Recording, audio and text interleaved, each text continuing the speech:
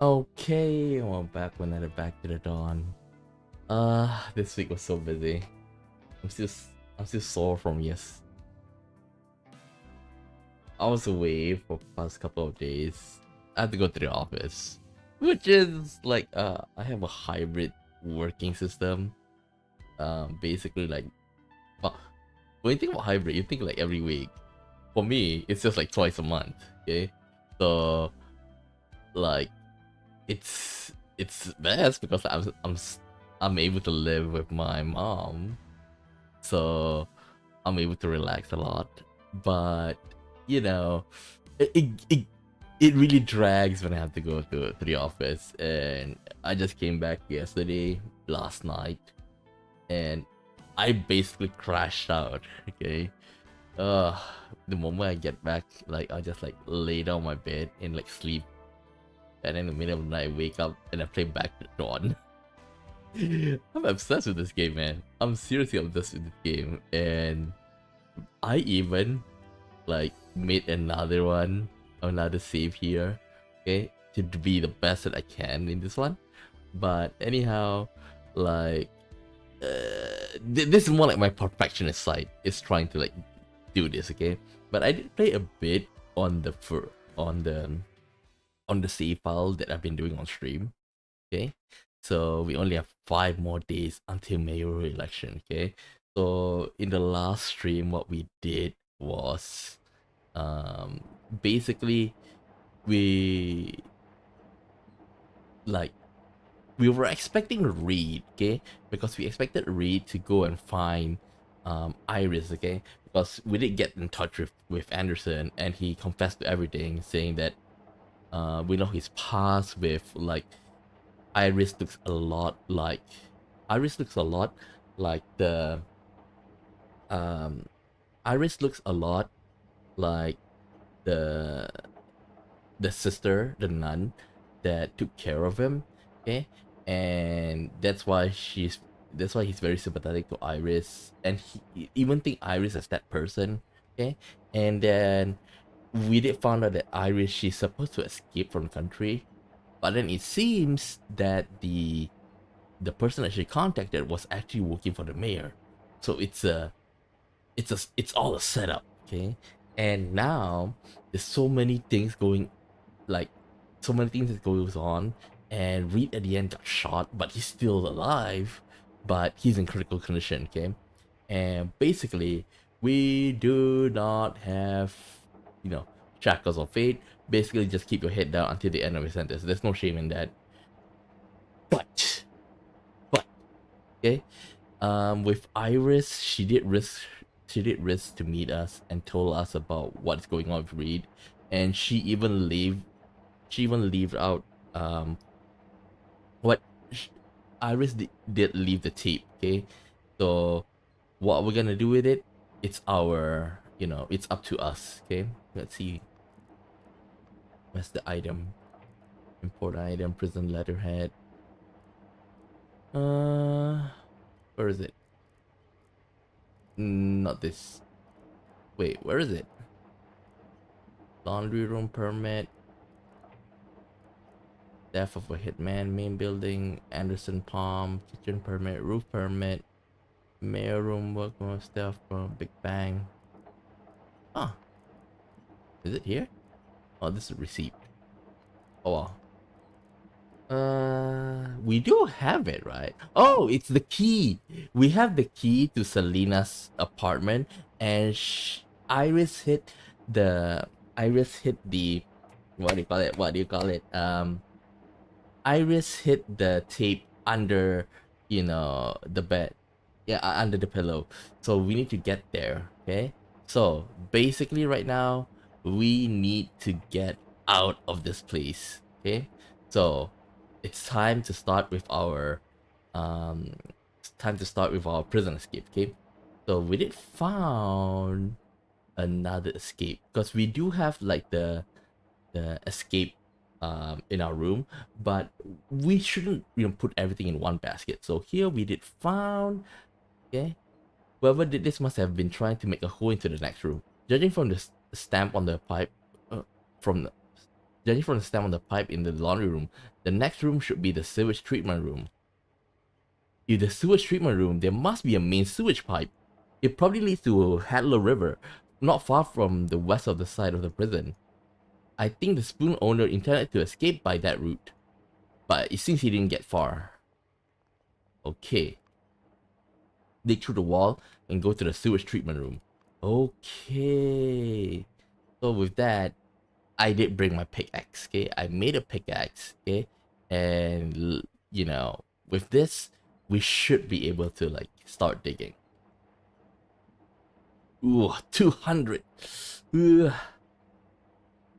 Damn it. Should we? Ooh. But before that, let's make some money first. I have a lot of money, but when I'm talking about money, I'm not talking about, you know, just doing regular jobs. I just want to go to the prison. To the staff block. Have I made coffee yet? I think I did.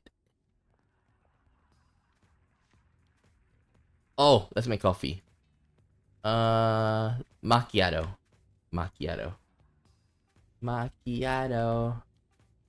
Okay, he wants macchiato. He'll be having calabino.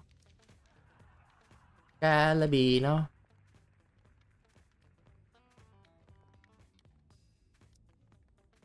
Mochaccino. Calabino. Mochaccino. Okay. Mochaccino. What did the guy upstairs want? Latte. Latte. Double latte. Latte, latte. Macchiato, calabino, mochaccino, latte, latte. Okay. Okay, give me a second.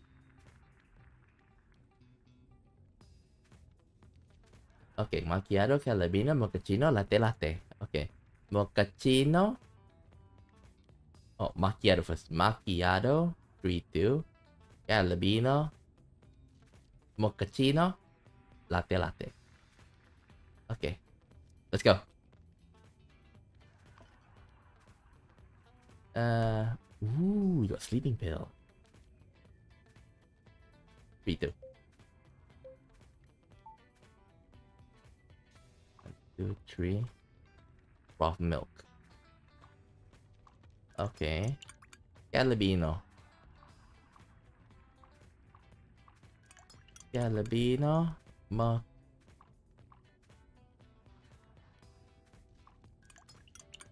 Okay. Next is espresso 2.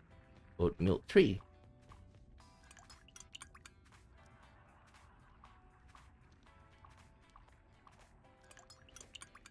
There we go.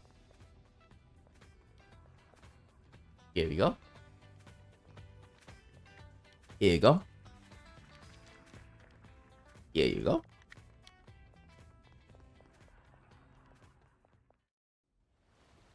And let's give them the latte.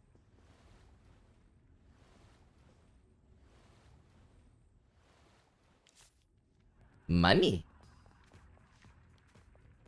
Okay. Let me see.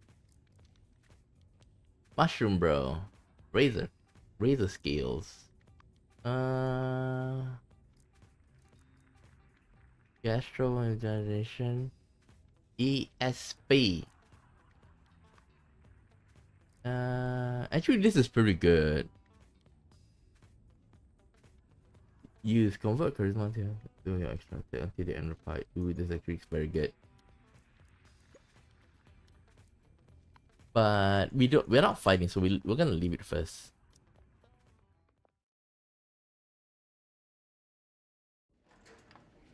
Okay, now we can go and dig. Because that thing pays a lot and it doesn't use energy, instead it uses focus. That's why I did that.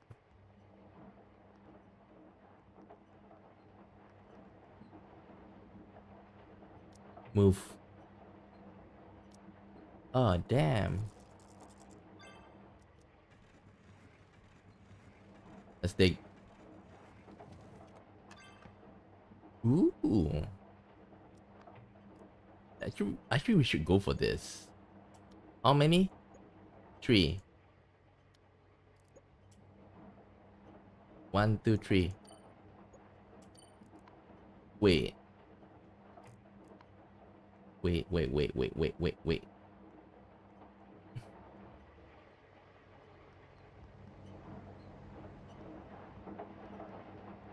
Okay. Let's go. Dig. Oh, okay. Close the door. Ding. Let's dig. +8, +1. Time to get to work. Seriously? We definitely can't do it in one day.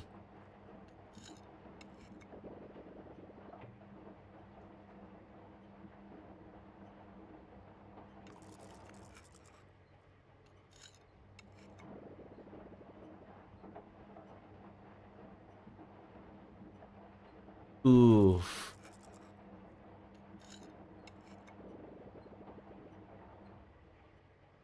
Okay.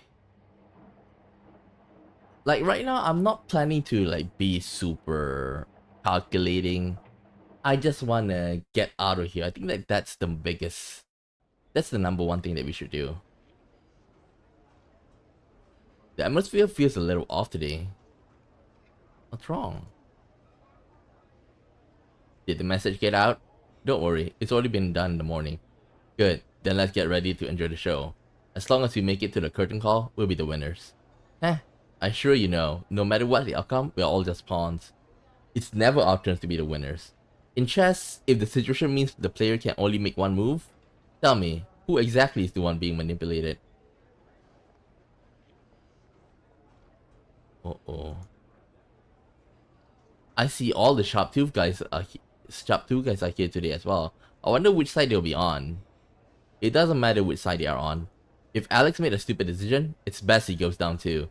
Heh, as far as I'm concerned, ants are ants, no matter how many there are. But lions, panthers, and hyenas are much bigger than ants. Don't make any difference to me if I can stomp it. If it's an ant. Ooh. Like, I joined the Black Claw gang. But if you ask me, Alex's like talent is like really, really good. Okay. Oh boy.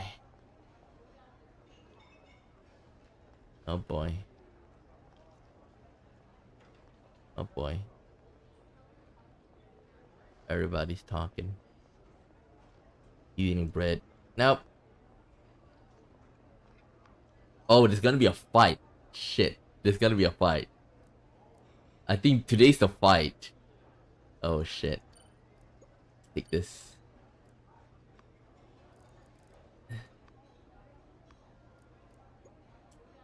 Take smash as well. Take razor skills.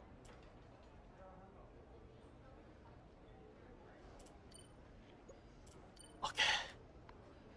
Oh boy. Bread? Why everybody eating bread?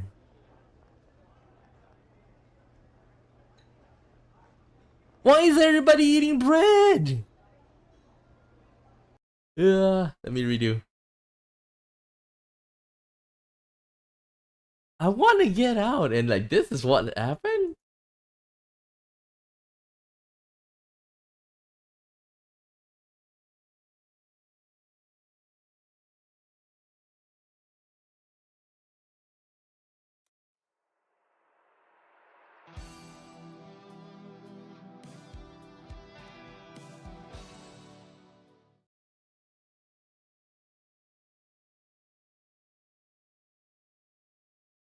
Oh boy.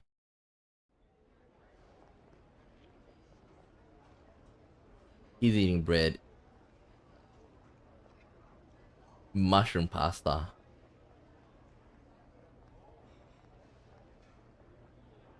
Bread. Is mushroom pasta good? Yeah. But I want more stamina.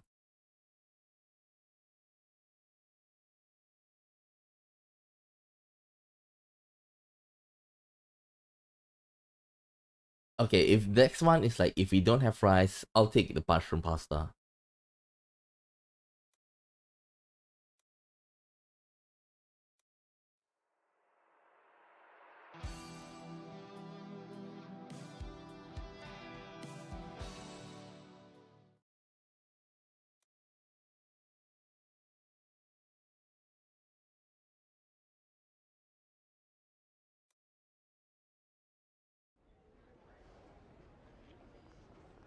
Please, please, please. Bread. Pumpkin porridge. Ah, come on. It's even worse than just now. Pumpkin porridge. Fine, I'll take it. Oh, shit. I have so many stuff in between. Oh, crap. I screwed up. Order food.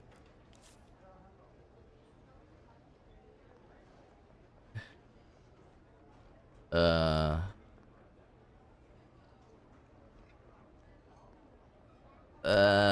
I'm not with them. At least they are neutral.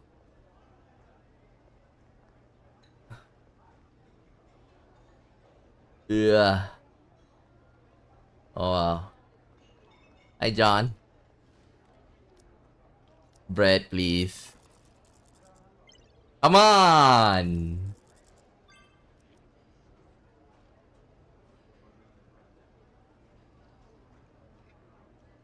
Uh, eat bread.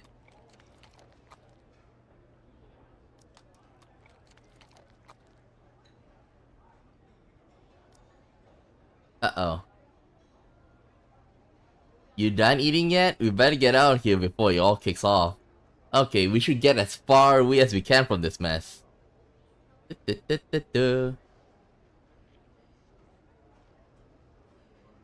to push the door. Hey, what's going on? Huh? The door won't open. Won't open? Are you kidding me? Hey, you two, quit blocking the doors. Go somewhere if you want to stand around and talk. We want to get out too, but the door seems to be stuck. Who gives a shit if it's stuck? Kick it down if you have to, you dumbass. Heh, they'd just be wasting their time. There ain't no way out. Hmm? Jumbo, looks like you think I'm the type of coward who would run away. Nah, I just want to save myself the trouble of having to chase after you ants before I crush you. I had enough of this blockhead's bullshit. You've chosen the battlefield, so let's bring it on. Uh-oh.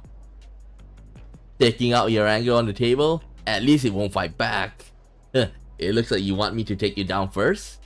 Huh, some pissant like you don't stand a chance against me. Shit, these assholes are gonna turn this place upside down. Six, call the guards! Right away! In the blink of an eye, tables, chairs, and trays are flying everywhere. A full-scale riot has kicked off in the cafeteria. Uh-oh. Uh-oh. Calm down, asshole! The blood of fear is the most malicious. John, you're my prey today. John, stop eating! He's over there. This is really getting out of hand. I better do something. I'm part of the Black Claw gang, so Caesar's my boss. Well, it's not like I have much, but Caesar's not bad among all the three. Okay, like I just don't like Jumbo. Okay, Jumbo is an asshole. The lion guy, he's cool. He's not the best guy, but at least he's neutral. But Sam though.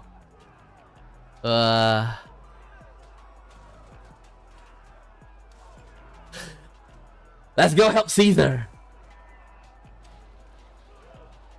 Wait, is that Raphael? Caesar, you think these pipsqueaks can stop me? Like I said, you're all just ants to me.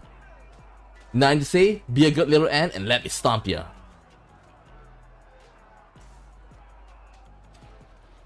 Is that Raphael and the others on the floor? I'm sure. God damn you. Another annoying bug, it never ends. Jumbo, you're about to find out how much of a pain in the ass I can be. Oh yeah? Ready for your bones to get to be crushed into powder? Listen, you don't have to beat him. Just hold him off for a little while. Then we'll be the winners. Quit your muttering, Caesar. Oh my god. Caesar! What, I mean, like, Raphael is down there? How can you say that? Quit your muttering, Caesar. No amount of plotting can save you now. I'll show you the only thing that matters in here is strength. Start. You have the high agility, so I go first. Second strike. Okay. I'm gonna get him. Tiger combo! Okay. Next is Santro.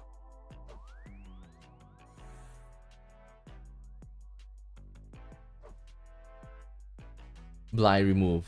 Wow. Enhanced counterattack.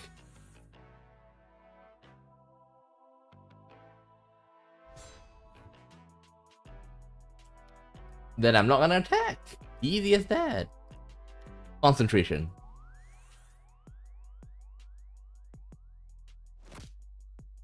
Counter. Tiger combo? No tiger combo? Stab, heavy blow, long search.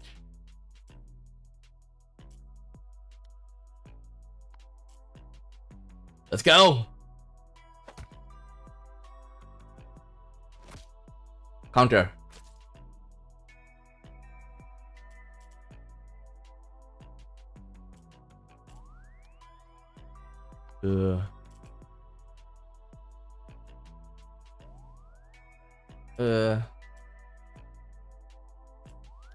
Unarmed attack.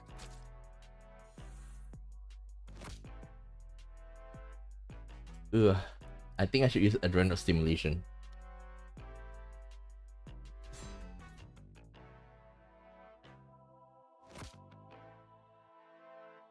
Stun this turn. Dodge. Surprise attack.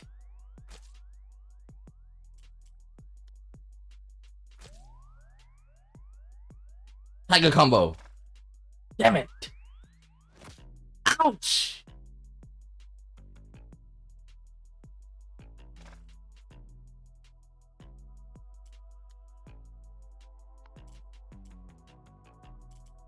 You're dead.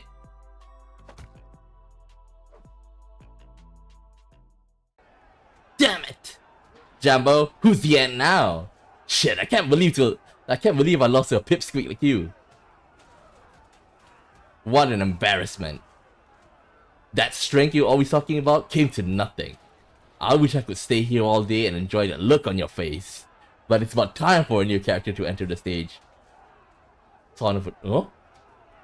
Who? Who? Wait! Pikmin! Everybody stop right where you are now. Ooh. Assholes, you heard the warden. Anyone who moves is gonna get a taste of my stun baton. Warden? Shouldn't he be meeting at the four corners? What Bruce Insol's wrong? Looks like Caesar knew exactly what would happen at noon today. Okay then, monkey. We'll settle our score another time. That's enough. I don't want to hear one more sound out of any of you. I'll throw all of the ringleaders into the sack. As for all the wounded... Wait, Captain Bruce. It's clear that some of the perpetrators and others are victims. It would be grossly unfair to put those who were simply trying to defend themselves into segregation. Oh my god, Max and Bill are still fighting. It It's my job to deal with the violent incidents. You don't need to worry about the details. Besides, some of these guys are involved in all sorts of other stuff, like bribing senior prison staff. Huh? Captain Bruce, that's a very serious accusation. Perhaps I should be the one to oversee it. You? I don't think that would be appropriate. Are you questioning my orders?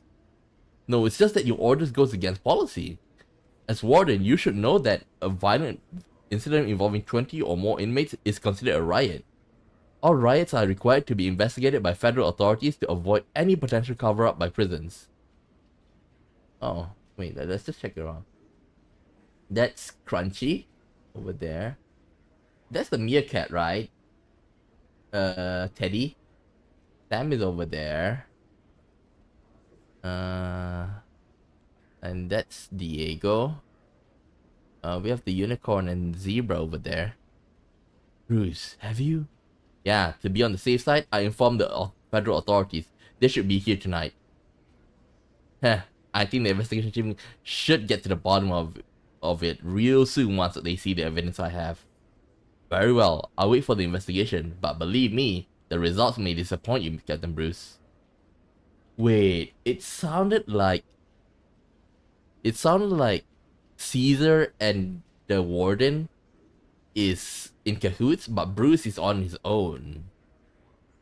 Huh, we just have to wait and see, won't we?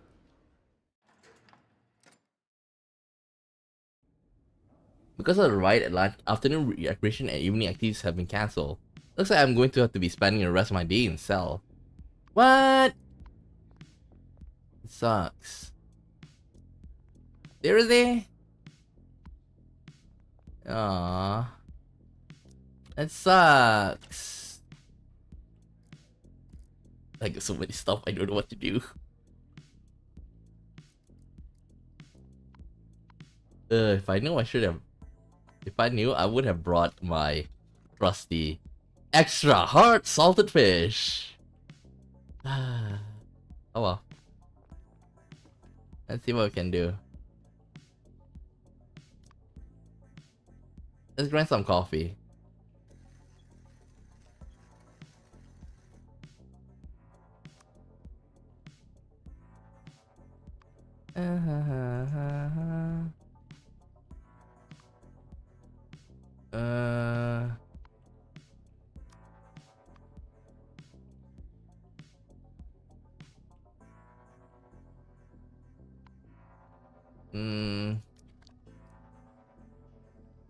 Maggie, Beth, Forge Warden signature. The one headcount notice has the warden signature on it. I should be able to copy it. I'll just practice a few times on a blank piece of paper first. 22.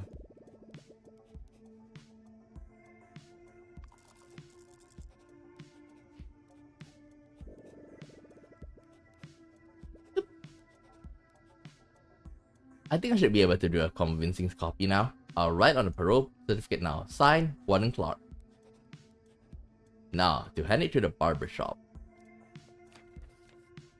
Okay, we got the fake parole certificate. Well, let's just play Dracula. Let me game a bit. 13. I love playing as vampire. There's no HP to lose. I'll just use all my skills point to raise my critical damage.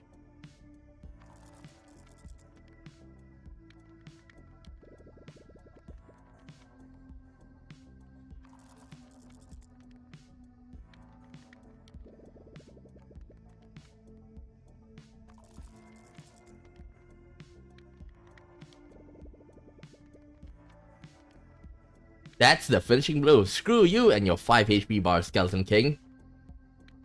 You win, vampire, but the curse of eternal life licked you forever. You're dead. Stop talking already. Hurry up and vanish. Long live the new king. Me, Dracula. This is pretty good actually. These two are actually pretty good. What should I do? Organize items?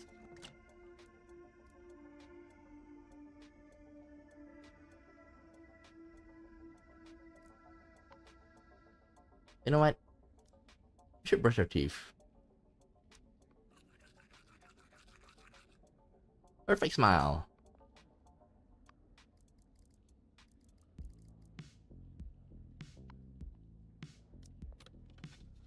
What else? Messy squiggle. Got spoon.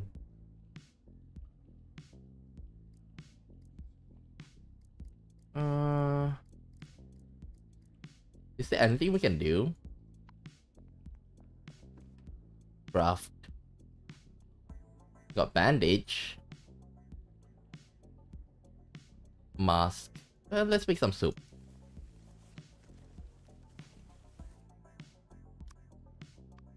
Can I make a bouquet? Do I have a bouquet with me? If I have, I'm not gonna make. Okay, I do have. I have 2 bouquets. Okay.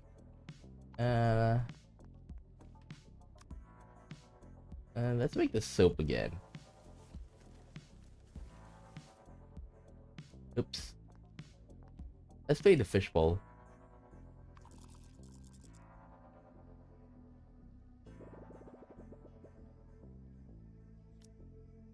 "23 minutes.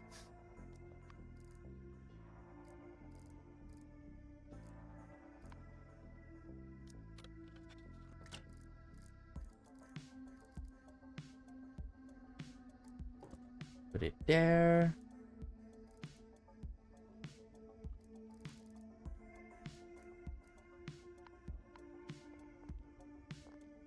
Let's just rest.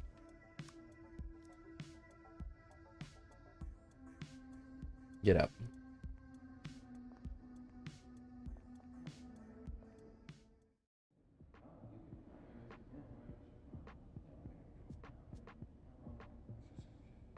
Because of the riot at lunchtime, afternoon recreation and evening activities have been so the cell door won't open today either.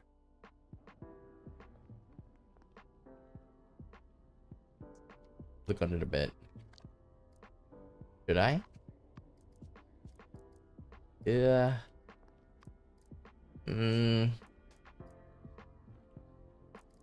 Let's put stuff inside.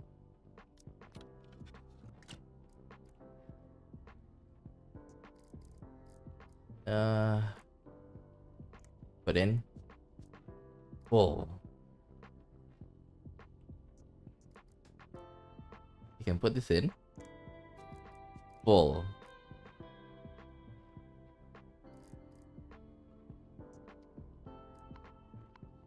How about lunch? I mean dinner.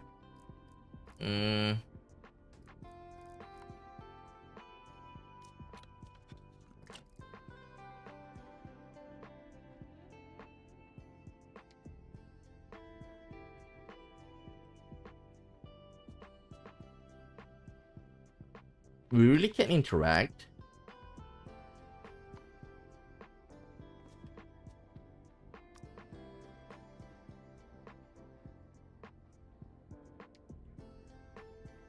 Because there's nothing else to do.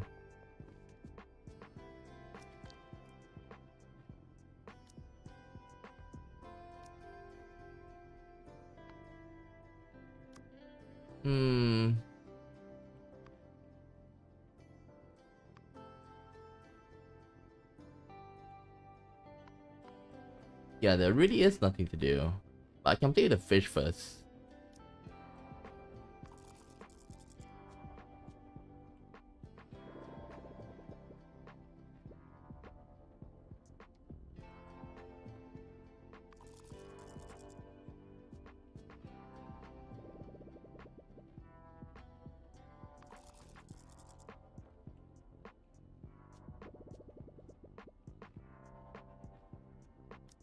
I think that's all good for now. Let's rest. Get up. Inmates. Shit. We really got nothing to do.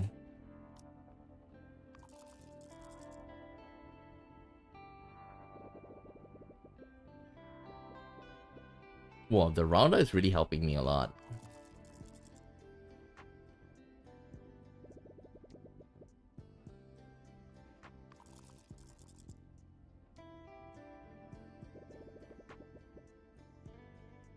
I wonder what's gonna be like tomorrow.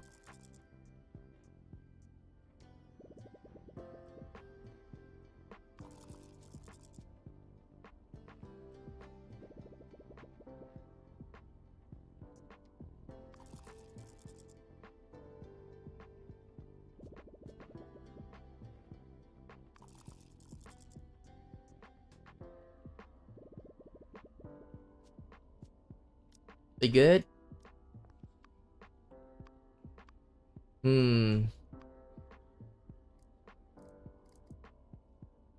Strange things.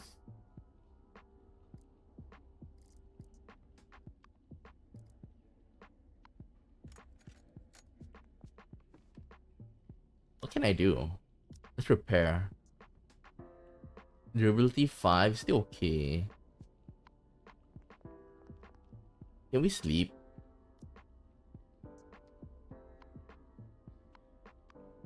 Uh,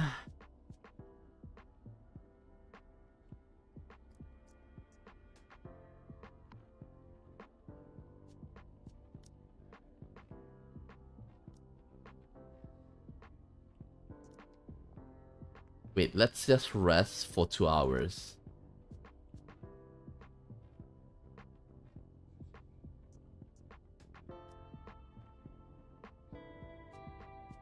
Get up.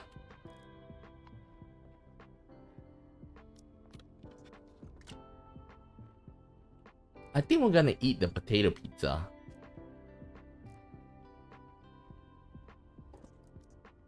Organize.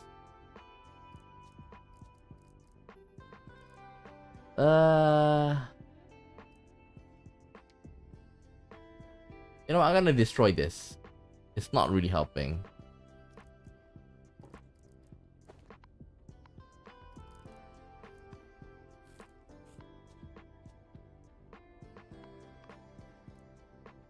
Top dog.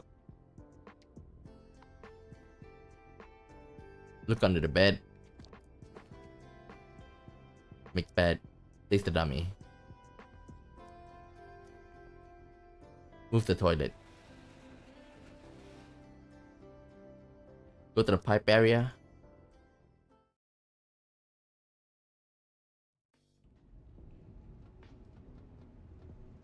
Is it turned off? The exhaust fan has stopped. Yes! Now it's time to start using it. Go through the exhaust fan. You go through the exhaust fan into the pipe and climb onto the roof by starlight. Oh shit! I should have drugged the. Oh shit! Look at that! You have to be careful.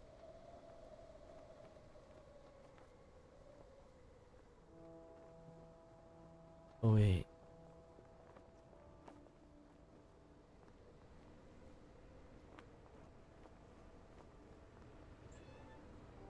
Return to the pipe area. I forgot one thing. I forgot to take the. I forgot to take the rope. I forgot to take the rope.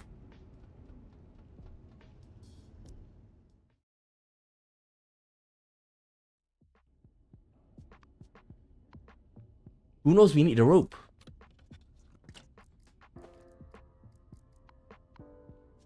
Oh, let's go. Let's go. We have to be careful. Okay, we really have to be careful because if we're not careful, like, did you see the light just now? We might get shot. We might get shot.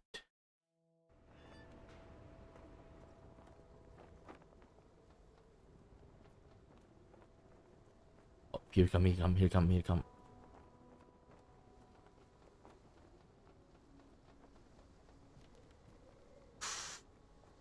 Shit. Oh, there's another one over there.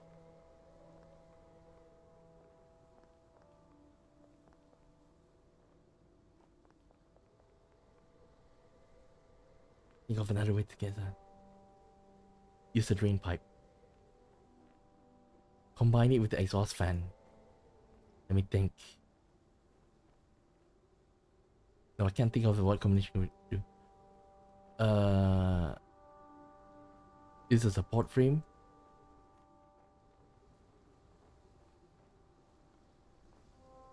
Broken crate.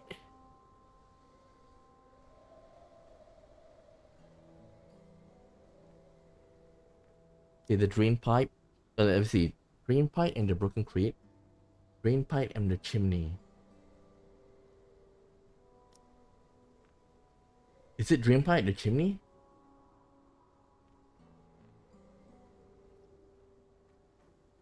Support frame. And the exhaust fan? Shit. 15 minutes.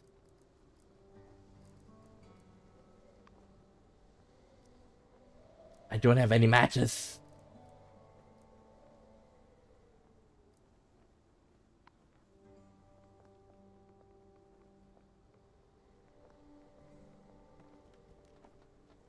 Damn it.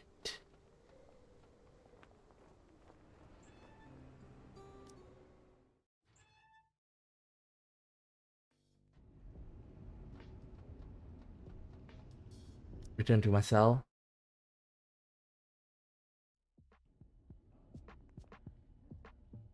Damn it. Organize items. Put this in.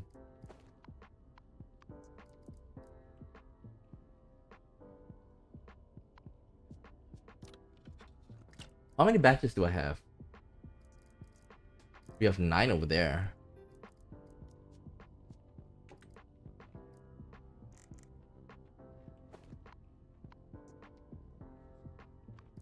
Let's...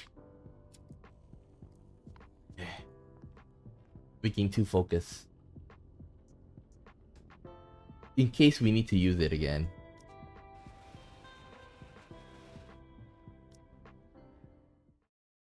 Shit.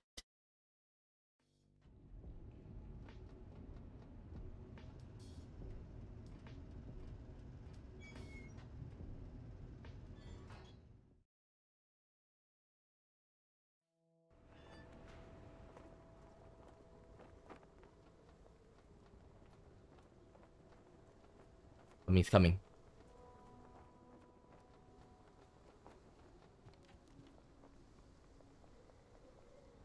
Woo.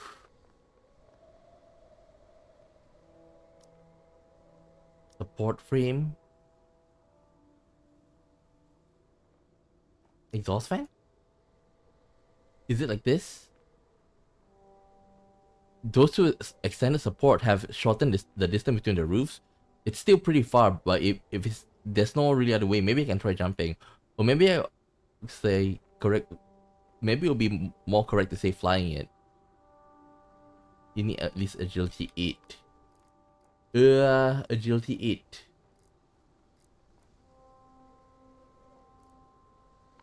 Agility 8. I think. Oh boy.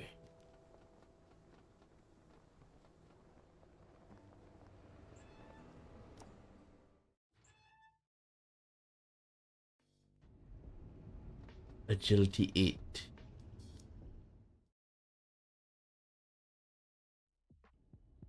I can go for it. I can go for it. Don't worry. First we gotta do. We gotta take the coke. Okay, we can take the coke.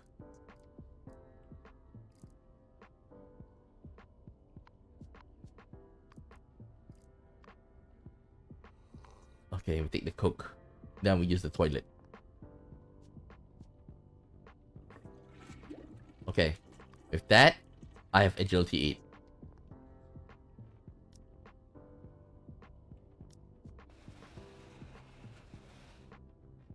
Go.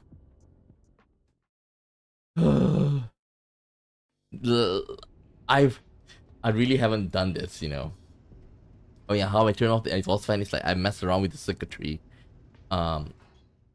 on top of the roof.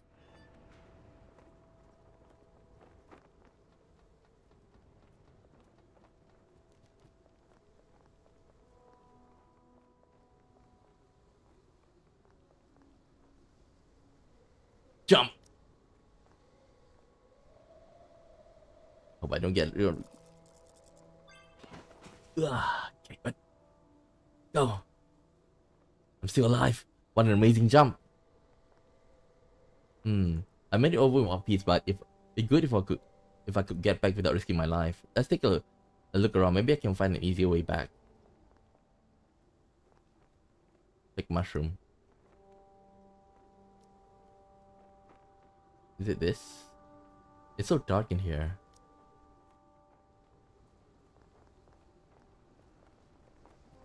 This one. Hoist?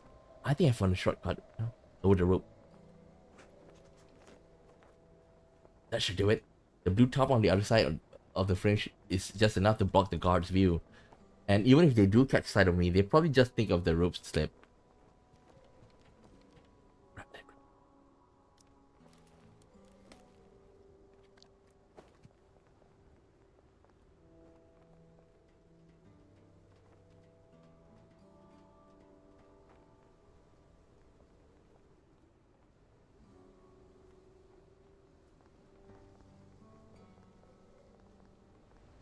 Okay. Okay. We good? You be good?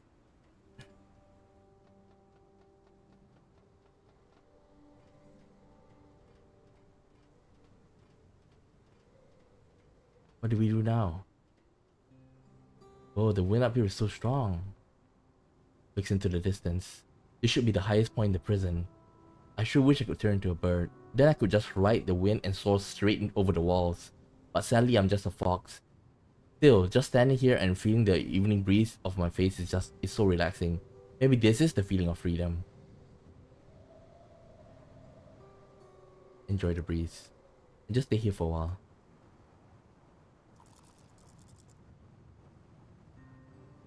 Look into the distance. I wish I could turn into a bird. Focus your thoughts. It's no good. Despite standing here, there's too many distractions in my head. Maybe I need to learn a way to focus my thoughts. Leave it to what?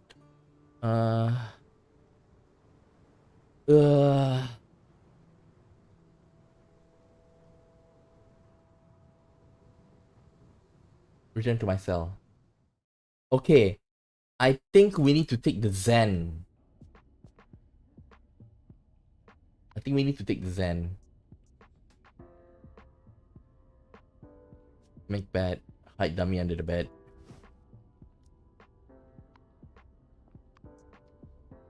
Damn it.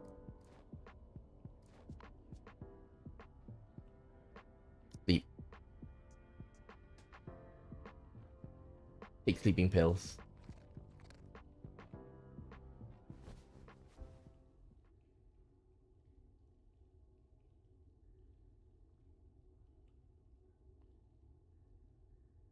Okay. You remember we have two ways to get out.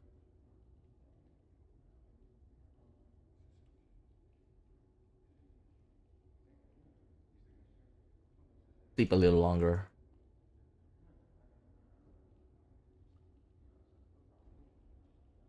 Get up.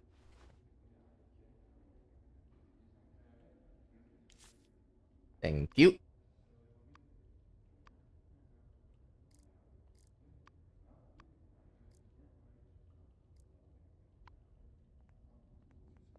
Anything we can do?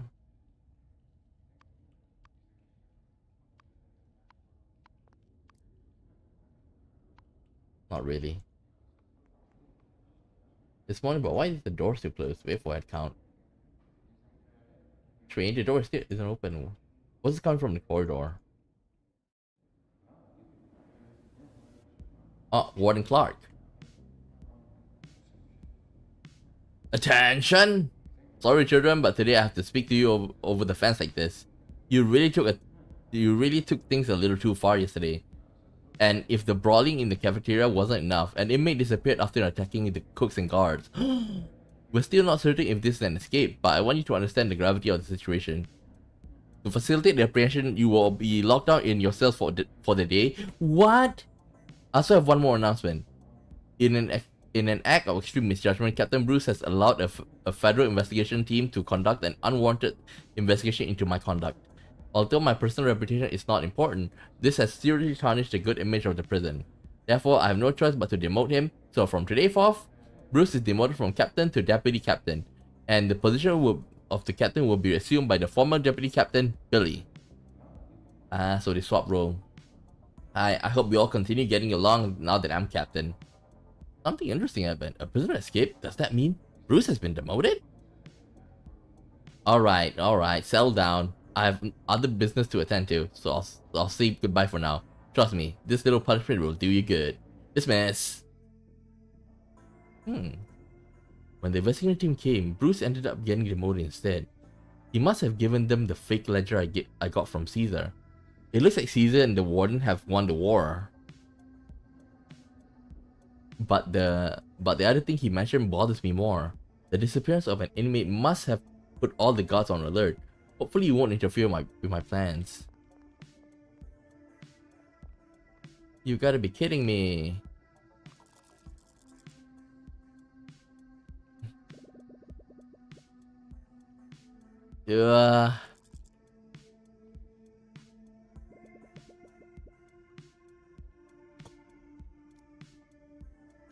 Seriously, we're screwed. We can't get out. Oh god.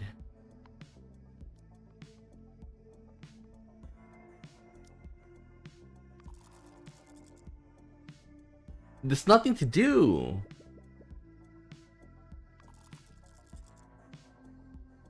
What about lunch?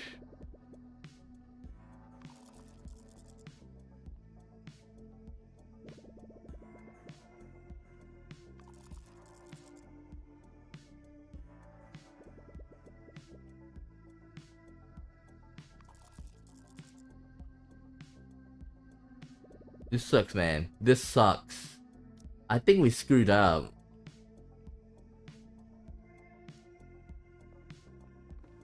Really screwed up big time.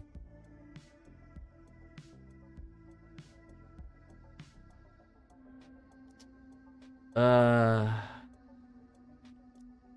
should have digged.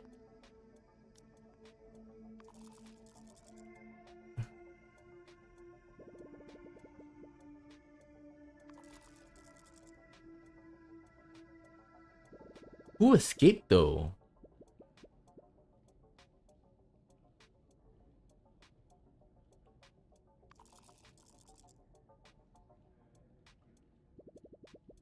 Who escaped?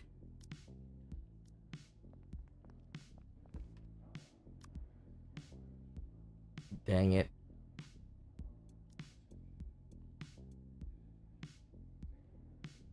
Get up. How about lunch?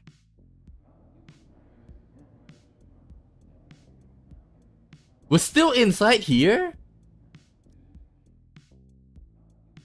The whole day? Oh shit, we're screwed because like we need to read it.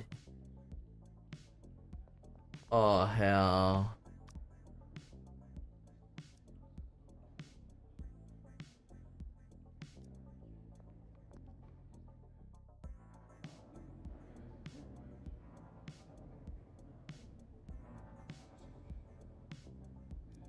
This sucks. Oh god damn, I screwed up.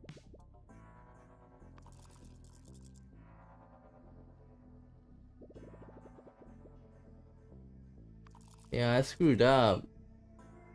There's no way for me to get out with just this.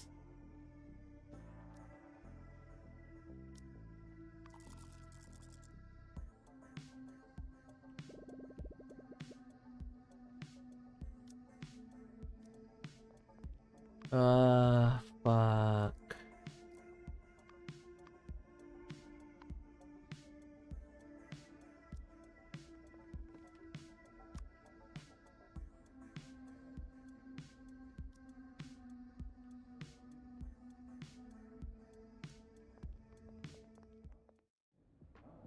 Seriously? 2 full days? You didn't even give us lunch or dinner?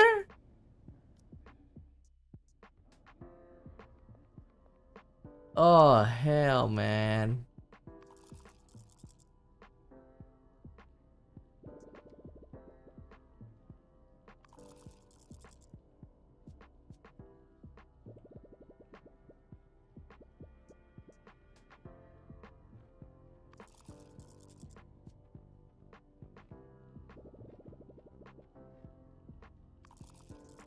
You know, it seems that what happened with Bruce is working with Jumbo while Caesar is working with the warden.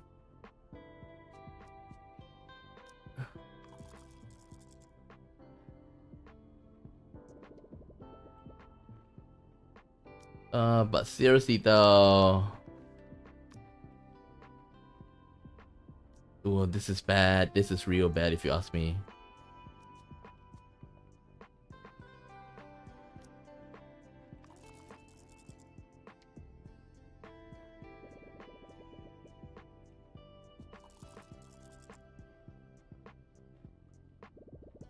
Yeah,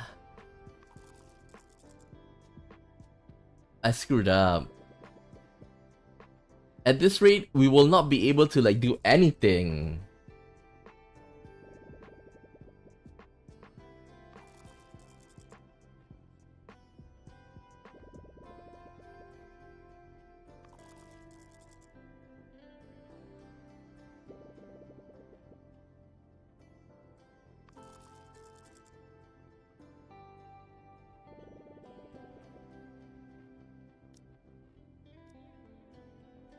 Yeah, let's just sleep. And today.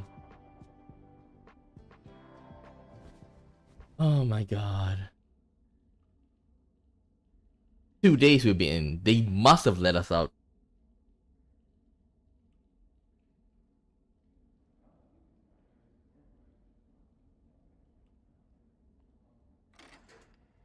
Oh, finally. Sleep a little longer.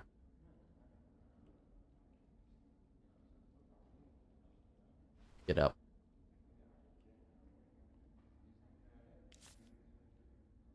Lockdown's finally over. Fishbowl twice.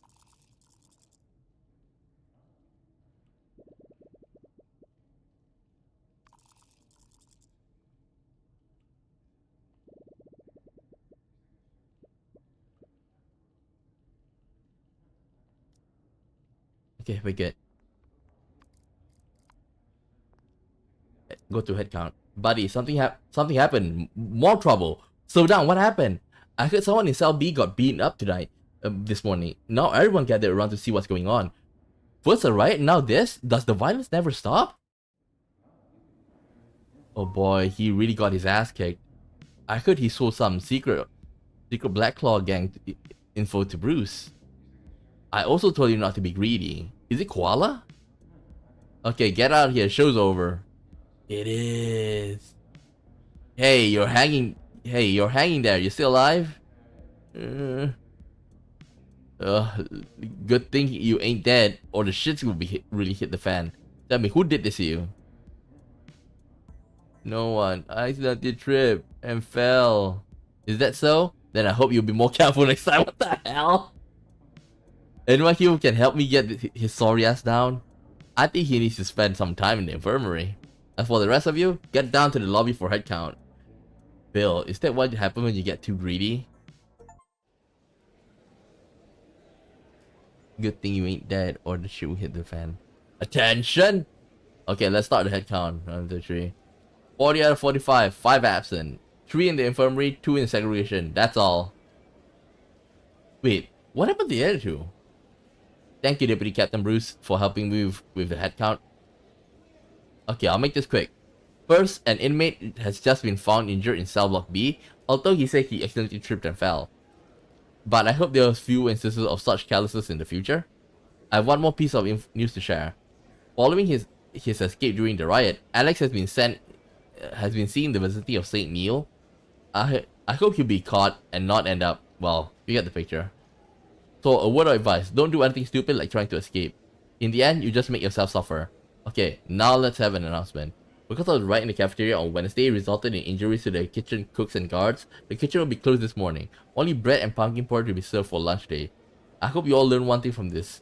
The cafeteria is a place for eating, not fighting. Even if one of you forgets that, you all go hungry. So much boring stuff going on. I can't again today. You all ain't never gonna catch him. Okay, that's it for today, set count. Dismiss. Alex has been tracked down. Hopefully they'll keep the prison and the police occupied for a while. Ugh.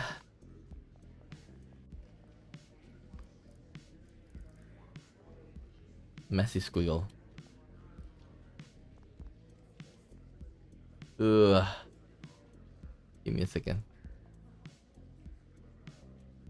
Give me a second. Messy squiggle. I need to give stuff. But before that, fishbowl. Nope. Organize items.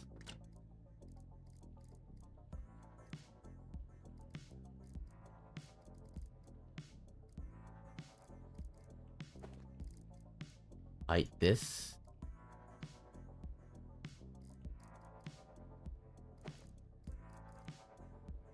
Okay.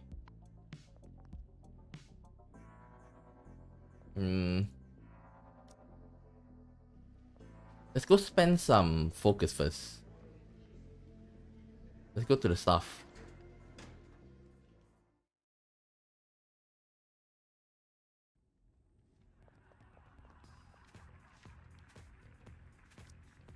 Coffee.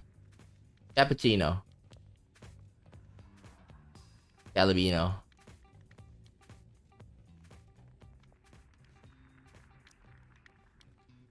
Talking to me? Yeah. Cappuccino. Cappuccino, Calabino.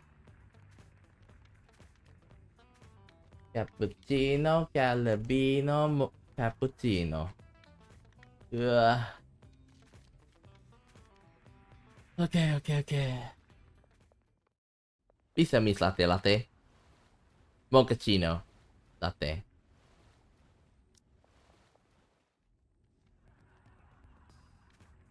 Mochaccino.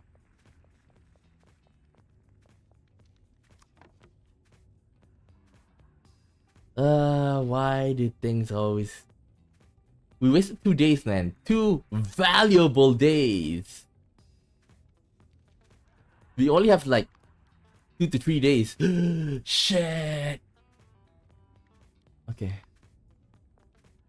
Get to work. Cappuccino.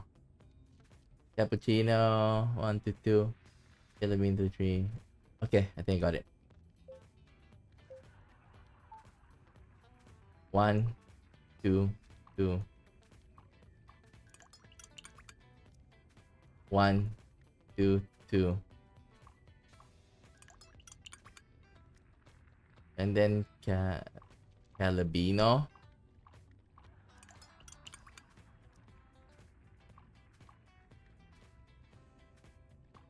Okay. Last one is espresso milk. Okay, got it.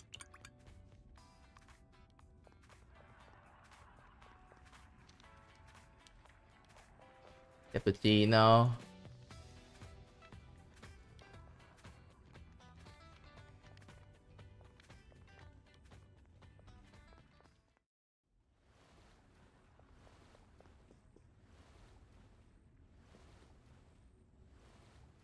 Okay.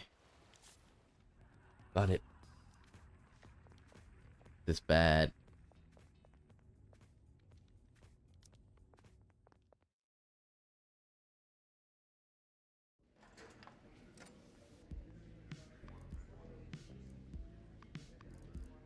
Phil is the guy, right?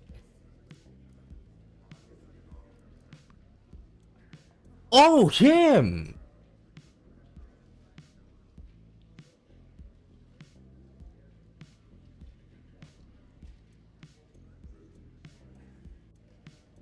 Kim! I thought it was actually like Kevin. Uh,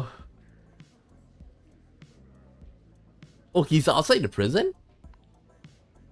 Why? What is it? A quest. You think I'd be in this situation if you hadn't given me that damn fake ledger? I don't know anything. I just did what you told me to do. If you didn't collude with Caesar against me, that just means you were stupid enough to steal a fake ledger. If it was a fake ledger, shouldn't you have been able to tell? You better shut your mouth before you get me do something I'll regret. You want a quest? The only quest I can give you right now is to shove your stupid head up your ass. I don't think I'll be able to get any more quests from you after this.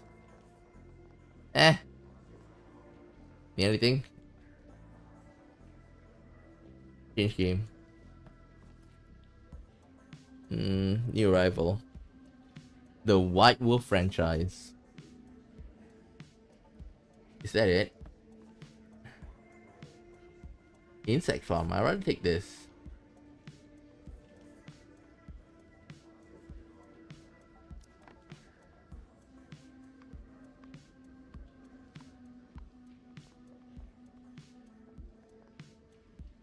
Prison application.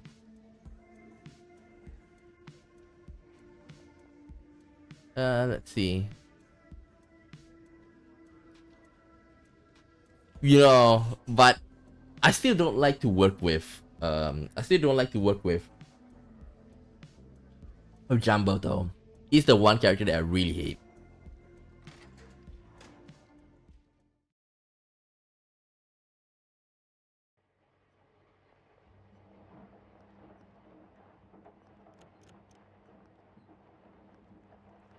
Hey, I want this job.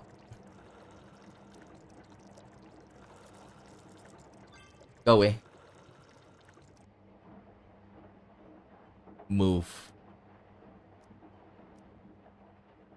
Close it. Move. Do it.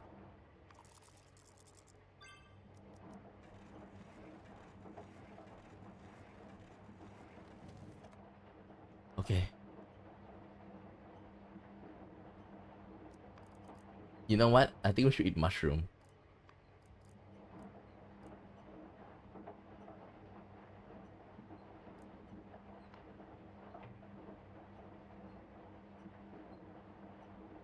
Wait, before that.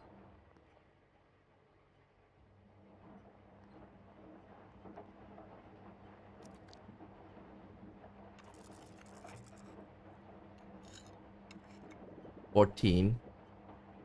Shit. Pickaxe. 26.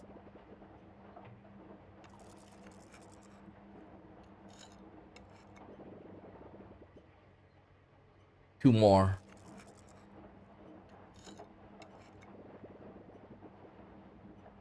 Last one.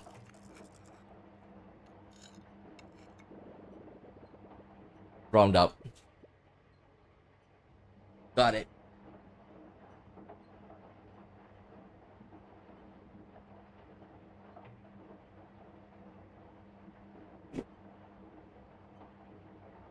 Done it. That's the last brick. Just one kick and I'll be able to make a big hole in the wall. Kick through the wall. You kick the wall hard and the bricks fall into the next room in a cloud of sulfur dust. Looks like it worked. This hole should be big enough. Pipes, machine, and lots of noise. It's a sewage treatment room, alright. Go to the sewage treatment room.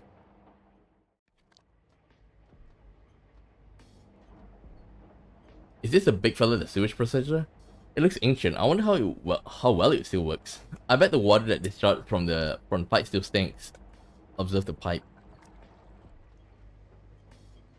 Speaking of drainage, this stick must be the main sewage pipe that discharged into Hadler River. I think that the inmate who dug through the wall in the mixing room intended to use it to escape. Take a closer look. This exit hatch valve might serve as an entrance into the pipe. but the bearings look completely rusted. Unscrewing will take a lot of force. Maybe I should try removing the rust first. But other than this valve, there seems to be another problem here. Observe the gauge. This one is the water pressure gauge. It shows that the water pressure in the pipe is high. Is it because all the washing machines outside are turned on? If that's the case, even if I could unscrew the valve, I wouldn't be able to get into the pipe during the day. It's like this is a nighttime route. Huh.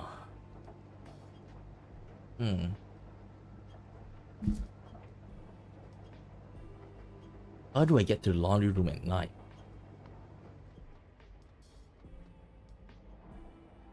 It's locked from the outside, but that's a good thing. It means that no one should come and bother me.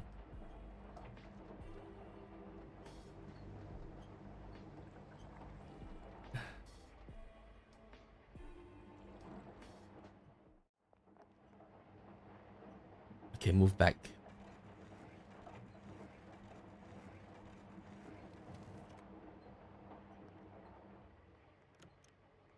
Okay. Return to main building.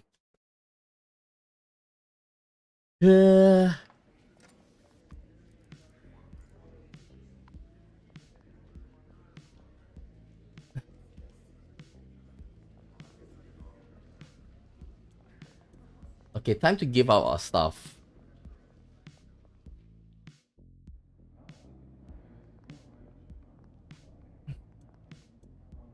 Bob, Vincent.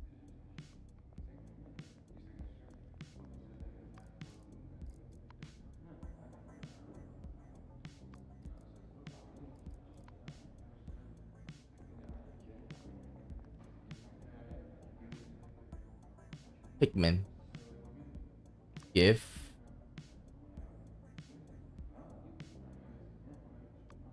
Here.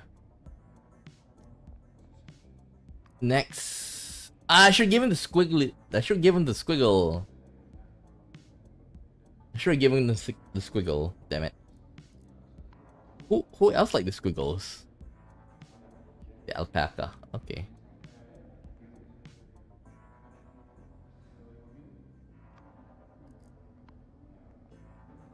I think I can give the cat.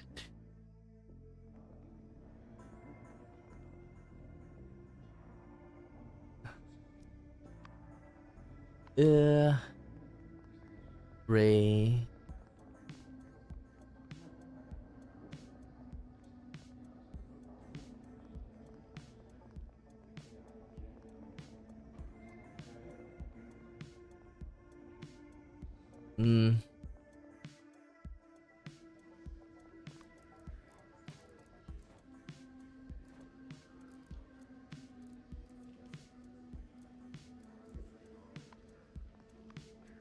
Contraband overload.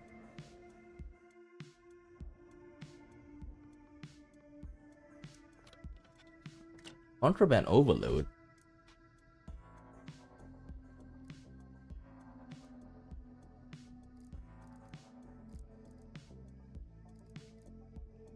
Yeah, the toothpick.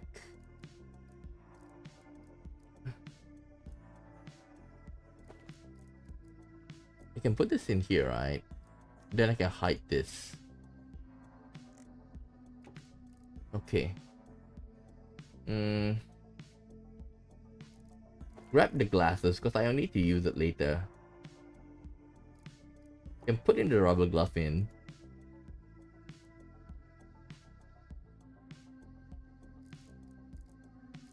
I can still take the iron plate.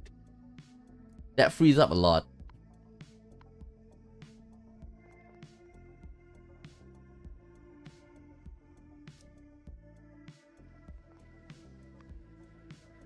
First thing first, let's drink some coffee.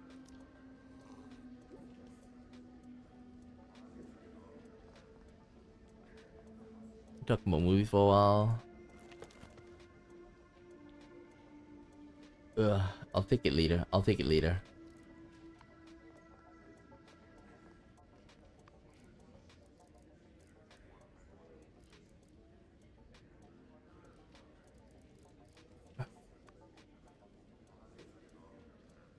Filthy fur. We haven't went to shower for the past couple of days. No wonder our stamina is uh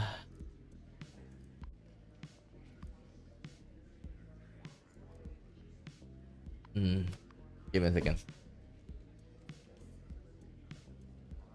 I should put in the match.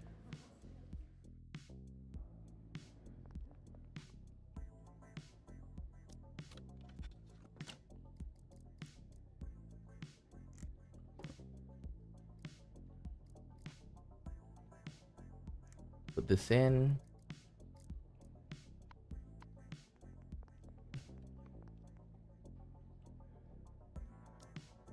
Mess around once or twice.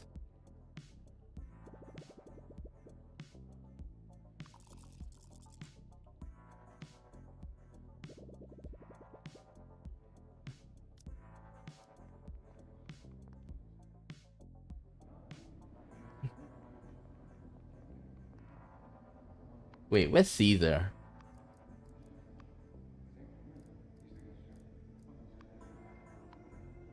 Caesar in his block.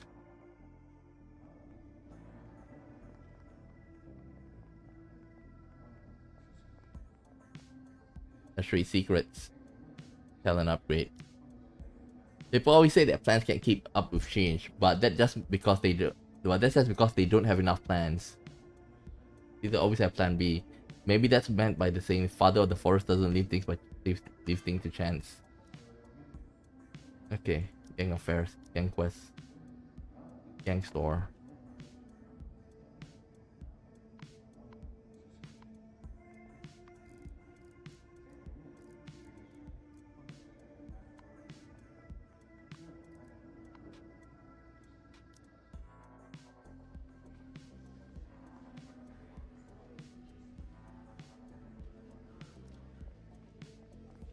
Let's talk to Billy.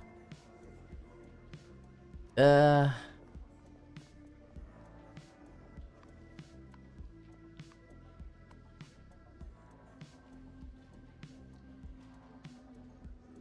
Go to the mail room. Let's try and talk to Owen. Maybe he knows something. No.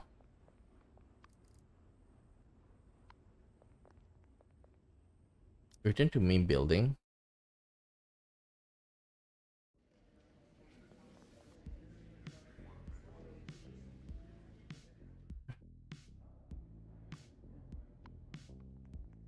Okay, I'm gonna take the laxative.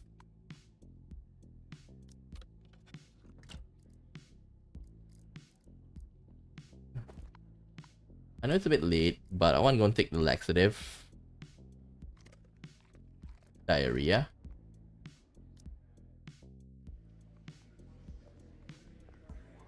Billy. Go to the infirmary. You do look like shit. The god believes you and send you to the infirmary. Okay, good.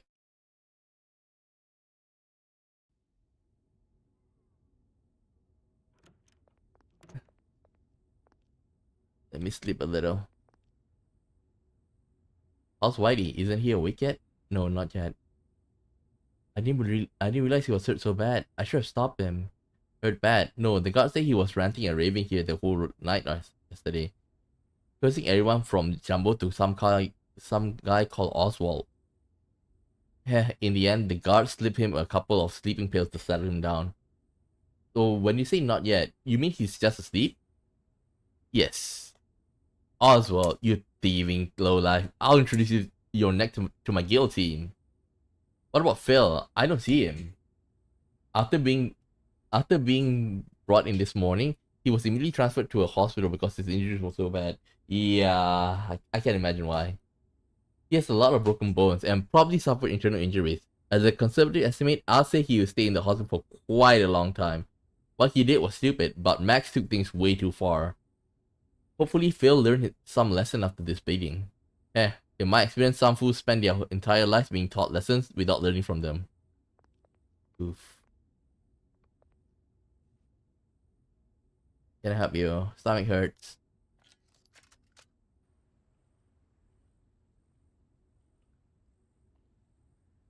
Food poisoning.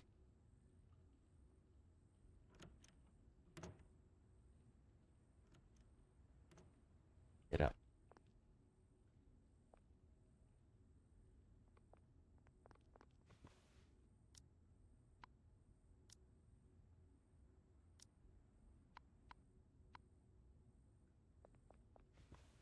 Wait for her.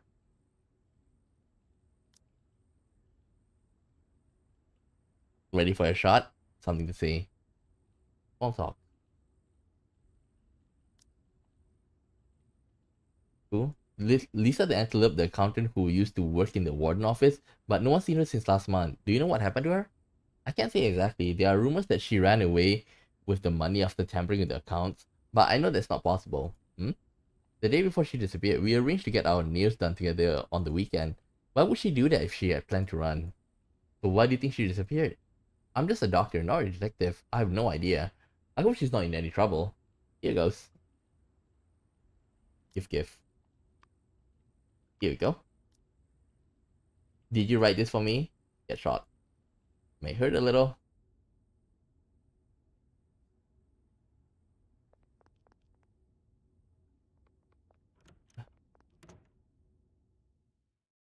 Hmm. Okay. I want to listen to what they say though. I heard that the boss Alex escaped. Yeah, it's not good news for me. The prison will be on heightened alert now. The guy I'm looking for might have moved again. If so, the trail's broken again. If Alex is able to escape, maybe Fenry did the same. Heh, if he did, it's a disaster. I was just kidding. I'm certain Fenry's still here. Hmm? Using the grey wolf hair you gave me before, I was able to locate the current location through psychic detection. Was he's hiding? A building in the northwest corner of the prison, but I wasn't able to get specific information about it. Hmm. Thanks, Master Magician. I'll figure a way to find out. Give me a second. You do have the map, right?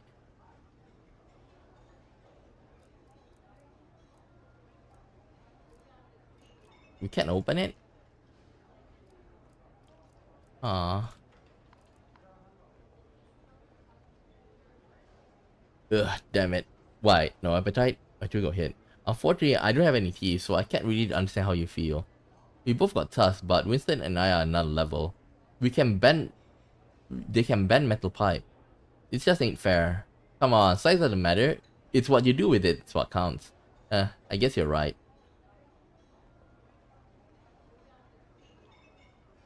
Order food. Yeah. Oh, this one only gave us satiety. Stamina 20, body plus 10. I'll take the bread then.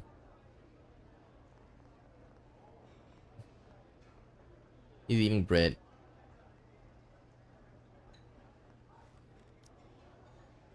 Can you give me a bread? Come on! Shit. Ah. Let's just start.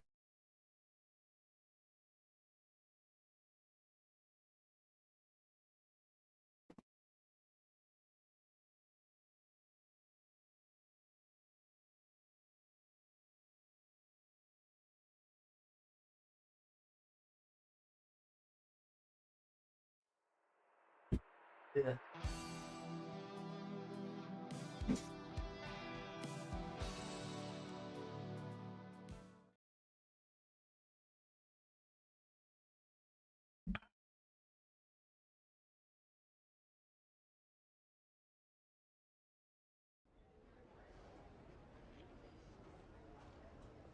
Yeah.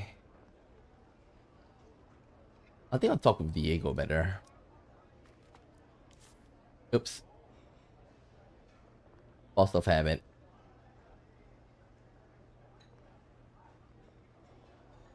Bread. I already take the bread. Seriously?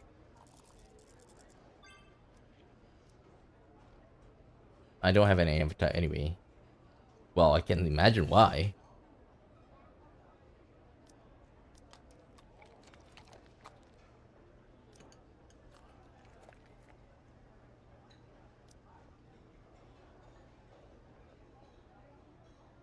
Man, those two punches the other day really hurt. I didn't think you would hit me that hard. Sorry, I was hypnotized. I couldn't control myself.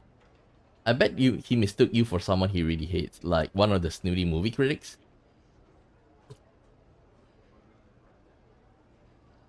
Oh, Rudolph, isn't your next character is a delusional boxer?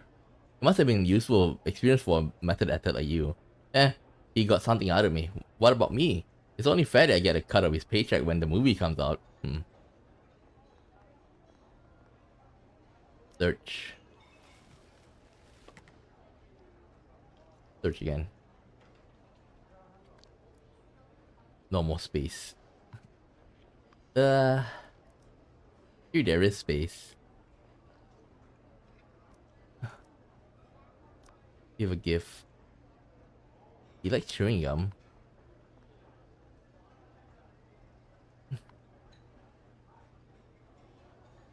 Give a gift. I wonder if he likes the messy squiggle. He doesn't like. Yeah, take the crane.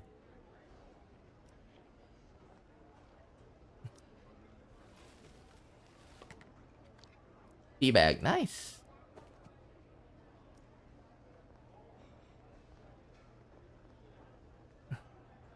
Search.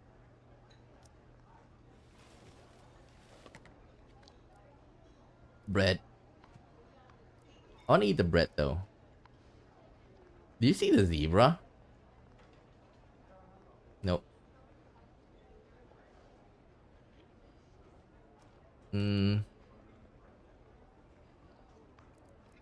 Oh, just eat it.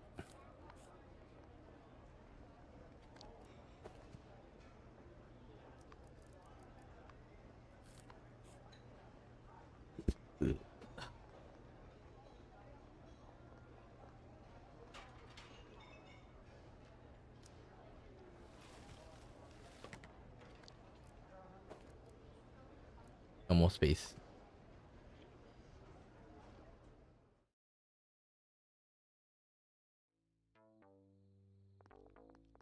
This is really, really bad. Well, first thing first, let's sell off our info. That's the one thing that we should do.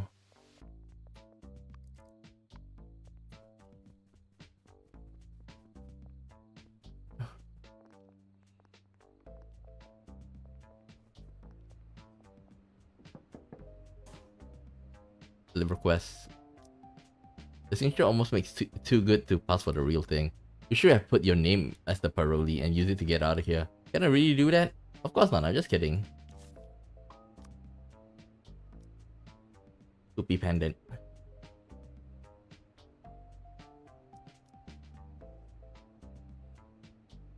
They say good things happen here, but seems that downright lie to me.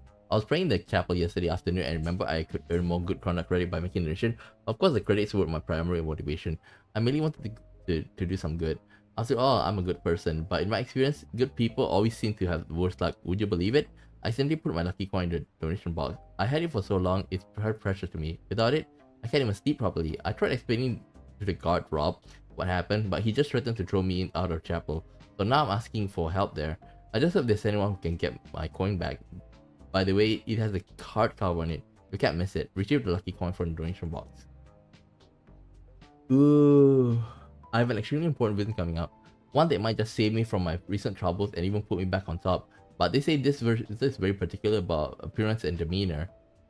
While I don't think I have any problems in those departments, it's always better to be prepared. So now I need a good watch. As they say, the watch maketh the man. Of course, the requirements aren't that high. The gold-plated one will do, but I'm a bit short of cash right now. I don't have enough to pay for this shop, but I do have 180 bucks worth of chips. As the market rate goes, that's a pretty good deal. Okay, first thing first, we're gonna go make the lucky coin. You think he lost his lucky coin because he's unlucky? Or he's unlucky because he lost the lucky coin? Sorry, I'm just a barbershop, not a philosopher.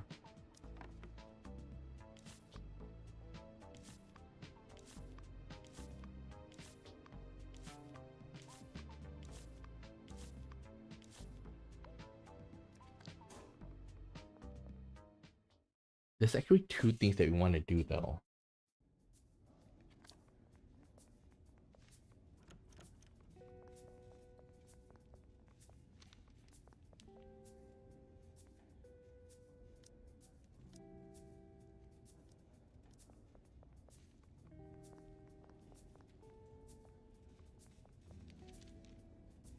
take good care of it. Here's the sample you asked for. I only managed to, thanks to the riot, that I managed to get my hands on it. Quite a few of the injured inmates needed blood transfusion. That gave me the chance to get it. Thanks, now I can further develop my new drug. But Walter, I'm curious, what is this new drug of yours? Since you've done me such a huge favor, I'll tell you. I'm working on a cure for addiction. Sure, you heard what I did before. In developing this drug is the only way for me to atone for my sins. It's like a gift to my wife, Anna. See, it won't only help those you want to cure. It will also help you.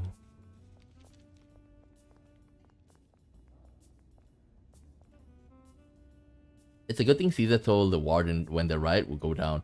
Otherwise, we would have been gone for sure. But how did Caesar know the Jumbo would start the war? Remember when I went to sign up for the Bigfoot gang fight on Monday? That was Caesar's idea. Ooh? Yeah, but how are those two connected? I didn't know at first, but it came to me yesterday while I was stuck in the seg. Do you think it's fair to say that Bigfoot gang sees me as a thorn on their side? Yeah, definitely. The way you keep running your mouth and makes me even want to kick your ass sometimes. If I show up at their doorstep and give them a chance to give me an ass kicking, those lummoxes would jump at the chance, right? You mean... Exactly. You saw the fight schedule the next day. I wasn't up against any of those Bigfoot gangs. That can only mean one thing. They knew there was no need to send someone to kick my ass in the ring. Because Wednesday fight would never go down. Can't believe Caesar planned that all out. Maybe primates are just way more intelligent.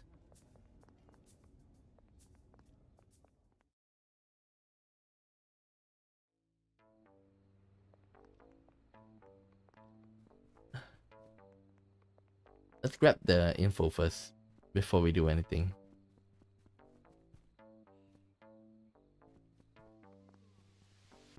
Franklin. You're too close. Sorry, I wasn't paying attention. Do you want me to move over? No, I mean, the book's too close to your face. It's not good for your eyes. Thanks for carrying, Ray. Oh, you're welcome. Yeah, both of them, they are stuck together when the fighting was happening.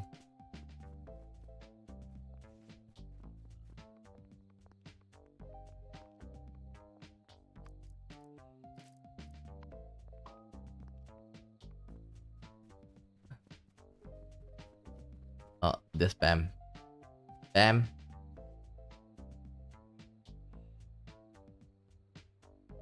GIF. Spoon.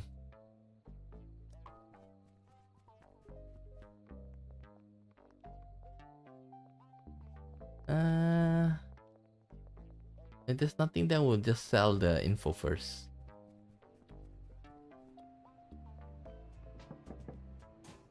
Info.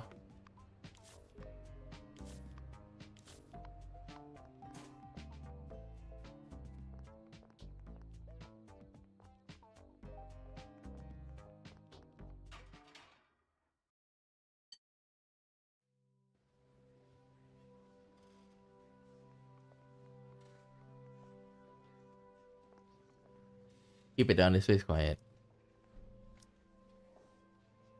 Think about it.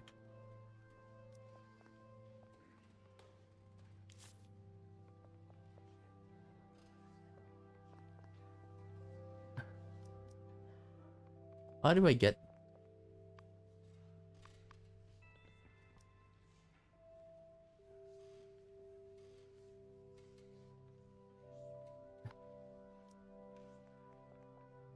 How do I get the coin?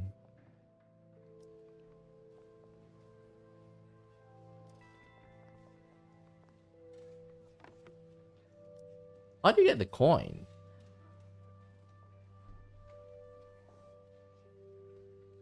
Back to the dawn, luck coin.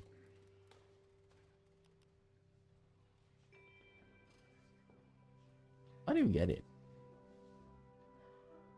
Oh, bring the return eye. Does it strength required plus having lockpick and anti-theft lock? Okay. I guess I can't do it now.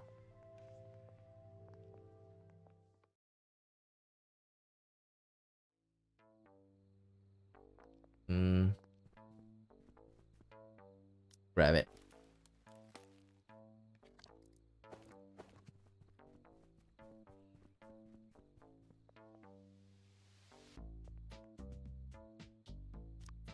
Here's your mushroom.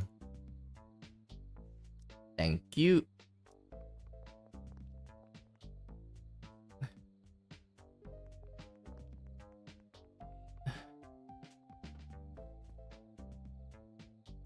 Big mushroom.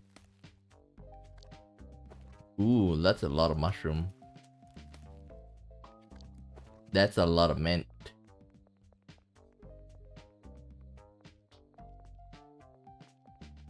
Give me something good.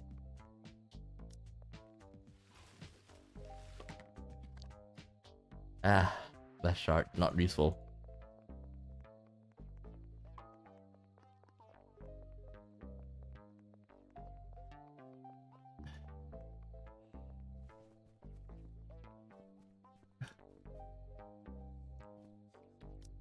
Mint.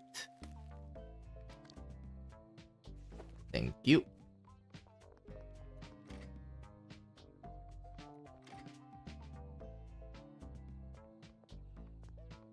Search. Wait, what? We got a ranch? Oh shit. Okay, let's give this stuff. We give it and it will pick it up. That a ranch is just too good to pass. Give.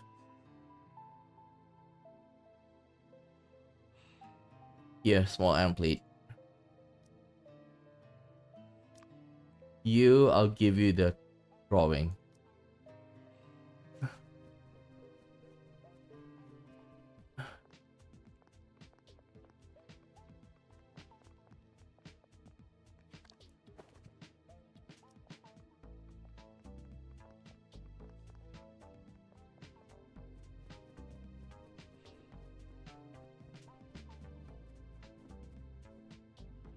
Take.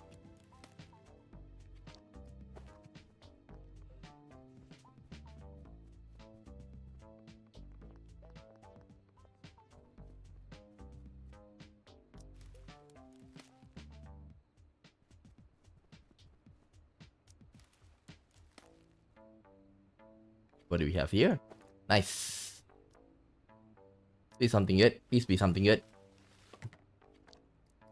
Ooh.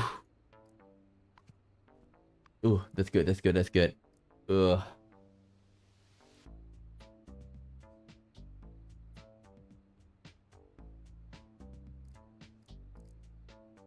Okay, what should I do? Go inside first.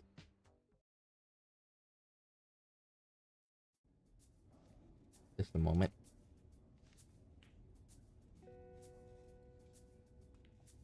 You're preparing a meal right now in front of me.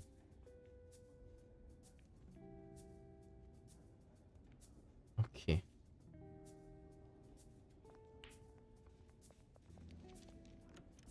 Ha ha ha ha. Where's the sloth? The sloth is not here. Hmm. Let's see.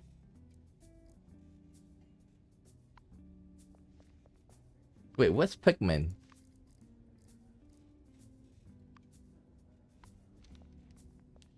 I don't see him though.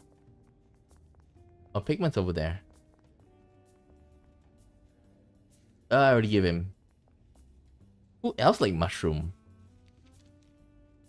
Medicine mushroom. Skunk.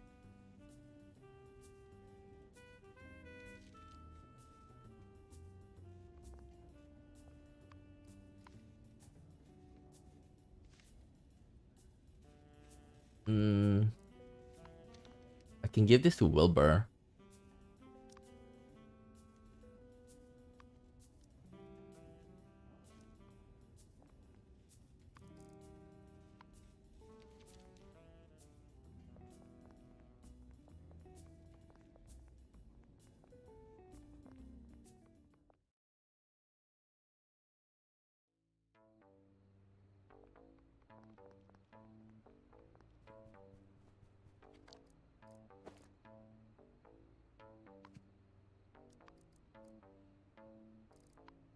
Just a moment.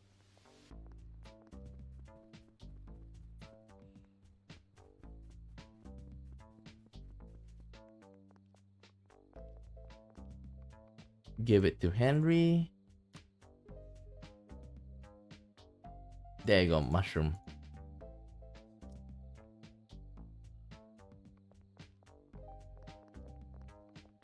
You know, now that I think about it, right? I should just, you know, make it neutral.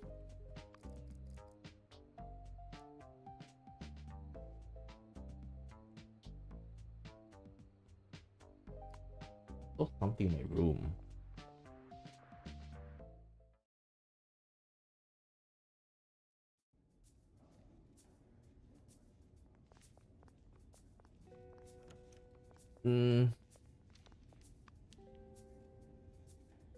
Wait, what I want to do just now? Organize.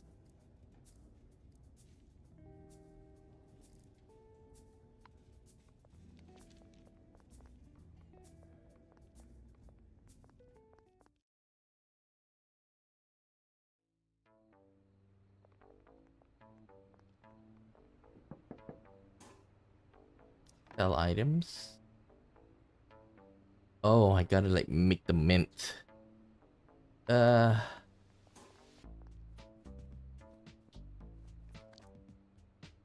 Not enough space. I wonder if he likes it. Yeah. Not bad. Should reduce one.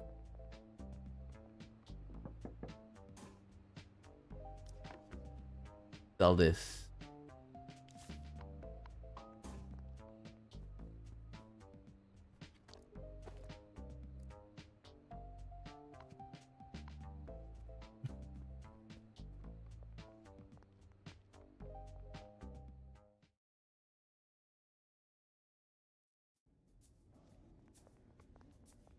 Time to drink.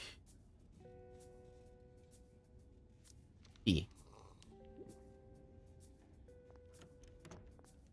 Remember, we need to take the Zen. The meditation. Meditation is this one, if I'm not wrong.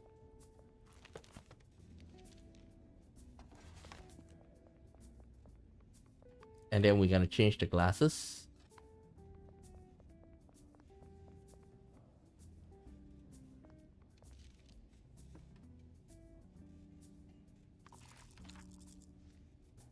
You gotta be kidding me.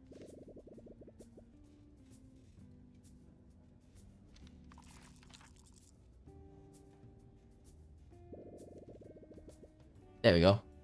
Finish at last. Although I hardly understood what the books were saying, at least I do feel some inner peace. Could this be the power of meditation?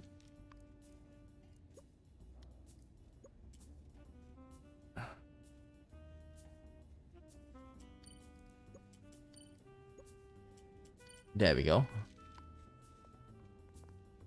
Put it back.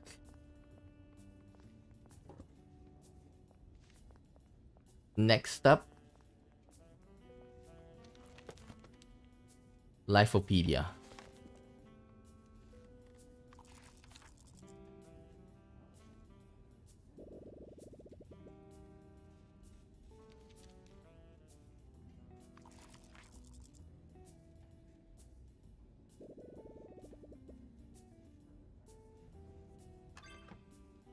Soap, toothpaste, and alcohol lamp uses +1. Power consumption. Okay, this is good.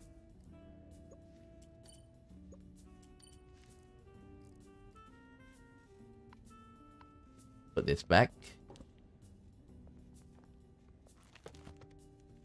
Yeah, I did learn Grimm's treasury. What else? Charisma +1. Not really interesting. +1 when stealing.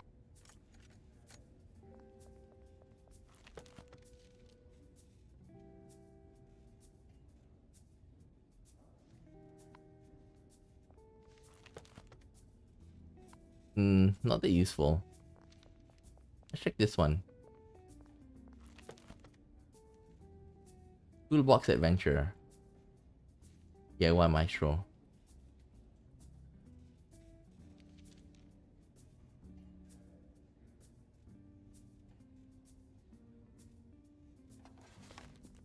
Let's read.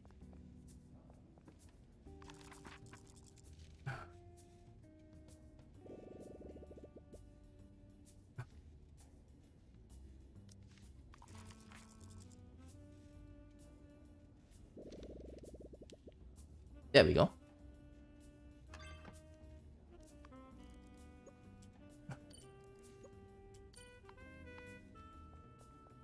Put it in.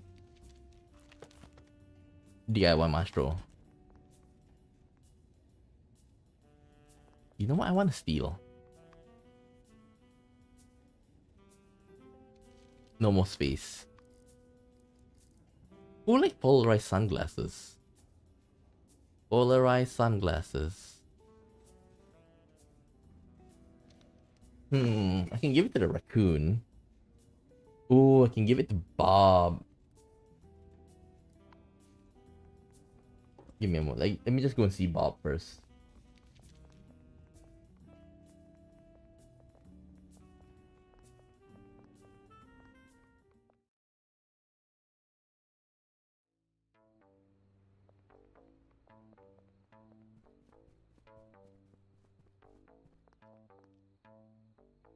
If there you go. Ooh, a headband. Nice.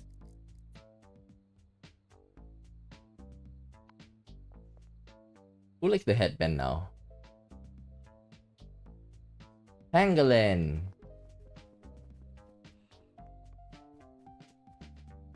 Where's Lynn the Pangolin? Lynn the Pangolin. General building.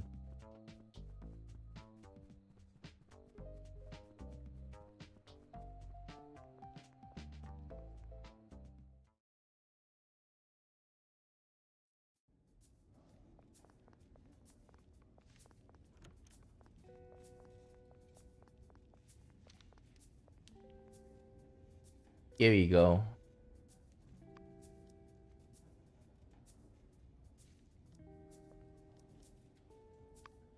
What can I steal? How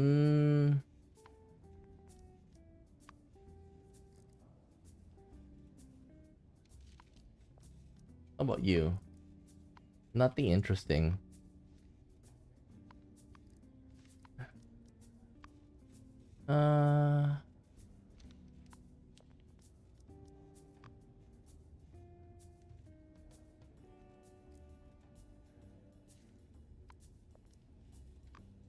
Nothing interesting for me to steal. I want something that's really, really good.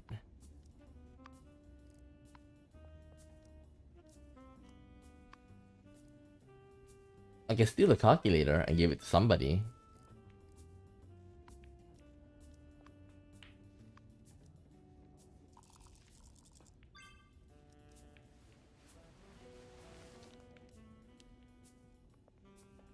Who should I give it to?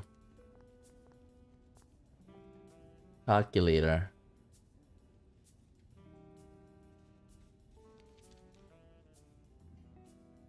Perry the platypus, koala.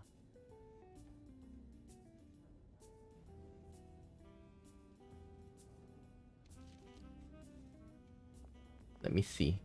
Is he there? Have I given it to Franklin yet? I think I did give to Franklin.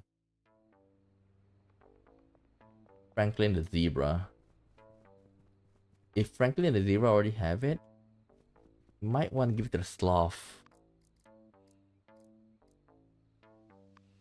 He's in the chapel. Chapel I can't go. Yeah, I just gave it to him. I'll give it to the sloth in a while.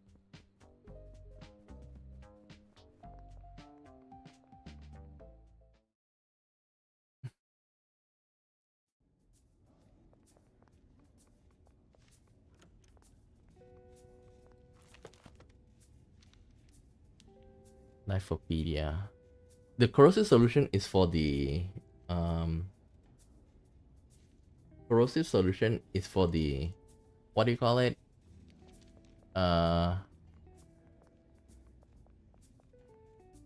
Corrosive solution is for the, what do you call it? The rust.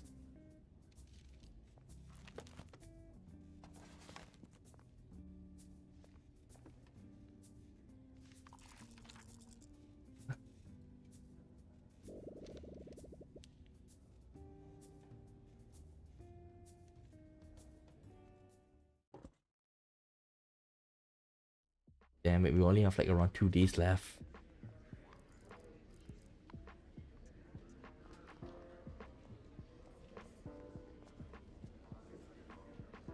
Edwin fell down the stairs today, but he's still alive.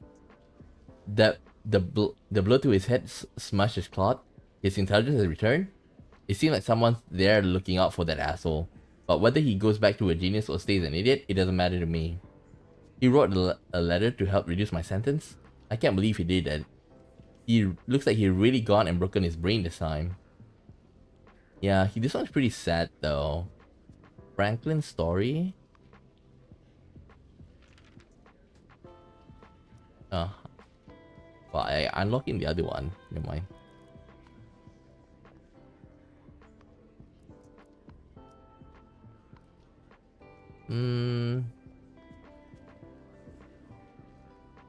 Babirusa.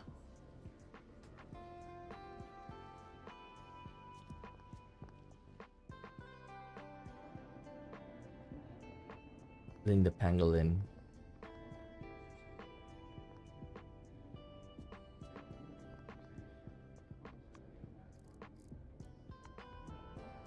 Okay, where's the sloth? Lobby first floor. I don't see him though. Oh, there he is. You're quite awake now.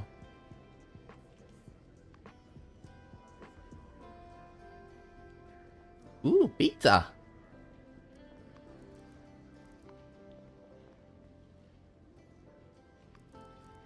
I want to keep the lumber though.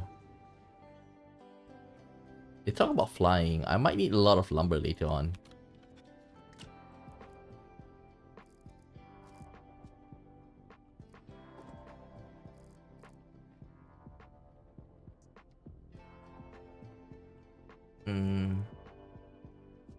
Oh, remaining power only 4.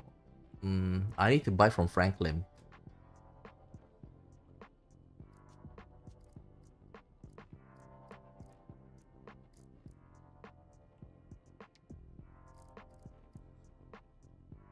I think I'm gonna give the rubber glove to somebody.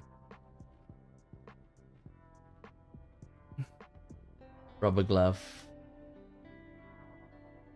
Eddie and Fernando.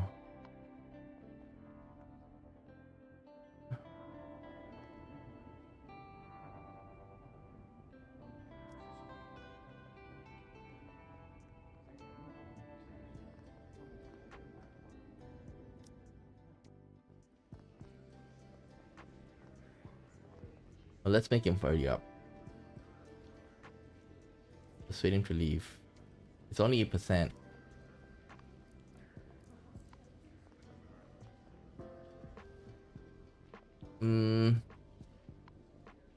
Second floor.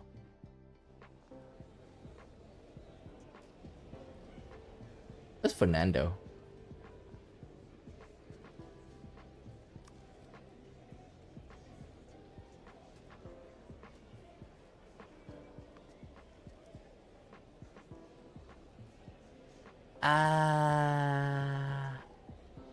No. I shouldn't. You just bond with him, then give it to him.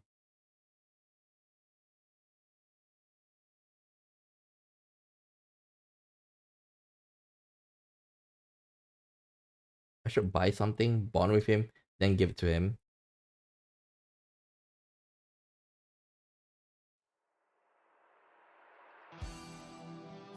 I think this is Fenrir though.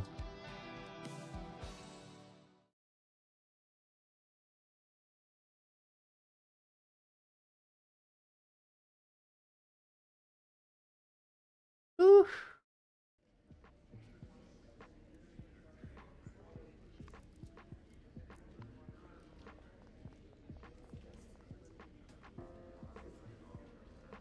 Give calculator. Thank you.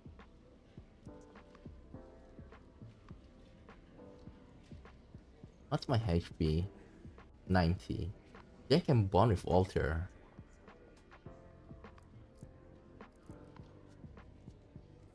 Go to second floor. Yes. Give me this. Another one. Bond. Hey Fernando, last time you said you want to be a surgeon. Yeah, I did indeed. Could you teach me a few tricks for dressing wounds? Like you said, danger lurks around every corner. I might need it one day. I can teach you, but you need steady hands. Don't worry, I'm a craft expert. Just tell me how to do it. I'm sure I'll pick it up in no time. Don't underestimate the task. Even the simple looking dressing has different approaches. He explained how to dress wounds and tells you how he went from doctor to prisoner. So it was just one mistake after another. An anteater with sharp claws, he worked as a surgeon before he was in prison. Because of his medical experience, he's given special permission to work in the prison infirmary. This allows him to lay his hands on various goodies. If you need medicine or rubbing alcohol, he's the one to see. Fernando was originally attending as surgeon in the City Central Hospital and treated many patients over his long career. Although he and his wife divorced a few years earlier due to relationship problems, he still saw his two children every week. Even after the divorce, he devoted more time to his work and soon became the candidate for the position of head of department. However, it was this time that he was caught stealing anesthetics from the hospital. He was consequently fired and his medical license was revoked. Fernando only did it because of his troublemaking younger brother, Alan. Unlike Fernando, Alan dropped out of his school early and fell in a bad crowd on the streets before getting mixed up with the gang. Late night, Alan, who had not been in touch for a long time, suddenly turned up to Fernando's doorstep covered in blood. He had been shot twice and it was obvious that he was involved in a gang shootout. He could not go to a hospital, so he decided to turn to his brother for help. Although Fernando did not like his brother, blood is thicker than water.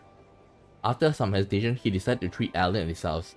That was his reason for stealing the anesthetics. Oh shit! It's so like everybody had their own reason for doing all of this. After his medical license was revoked, Fernando had no source of income and was soon overwhelmed by high mortgage and child support payments. Whether out of guilt or because he had his own agenda, Alan came back to Fernando's house and told him he could make money by opening an underground clinic for criminals. His argument was persuasive. Just because someone's a criminal doesn't mean they are not worth saving, right? Fernando finally agreed to Alan's proposal and became a gang doctor. For the first 2 years, the underground clinic made a lot of money for Fernando, and he gradually got used to living his life in the grey area. However, that all changed one day when he saw a TV news report about someone who robbed a small bank at gunpoint. The perpetrator had killed 2 security guards and made off with millions of dollars. He was still at large but badly wounded. Fernando was surprised to see from the suspect's photo that he had once saved his life. He felt sick to his stomach and the thought of that his medical skills had killed 2 innocent security guards. However, fate works in mysterious ways. And just as Fernando was wallowing in guilt, the doorbell rang. It was the fugitive bank robber. He pulled 2 bundles of cash out of his bag and ordered Fernando to treat him again. After a moment's hesitation, Fernando did as was told. Only this time, the dosage for anesthetic was much higher, and the robber never woke up from the operating table. Ooh, now that's another doozy. After making good his redemption, Fernando asked Alan to help dispose of the body. But after returning to the clinic, Fernando discovered that Alan had stolen the robber's money. The rest of the story is very simple. The dim-witted Alan soon gave the game away when the police caught him spending the stolen cash. It did not take long for the good-for-nothing brother to sell Fernando out. After being in prison, Fernando temporarily lost right to see his 2 children because he could not afford to support them. Driven by his desire to see them, he started stealing and selling infirmary supplies. Thus, his tragedy ended in the same way it started. Your brother really screwed you over. He ruined your life. Maybe it's just a circle of fate. When I was young, my family couldn't afford to pay for both of us to go out to school, so my parents let him drop out. So no wonder he felt guilty. It's partly thanks to him that I could become a doctor in the first place, so I felt like I owe him a debt. I just didn't think that the debt would be so heavy, that it would take 10 years of prison to pay off. Give a gift.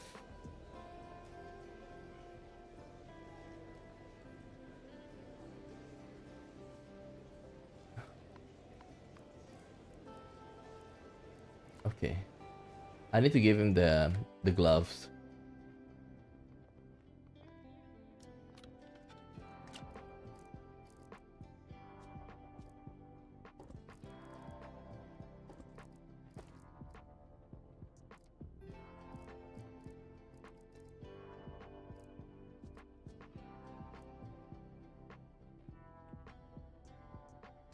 Who likes robbing alcohol?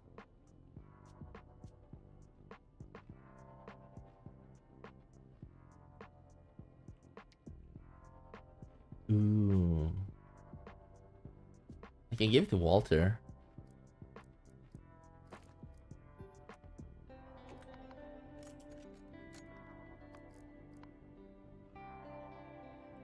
And play with the fish.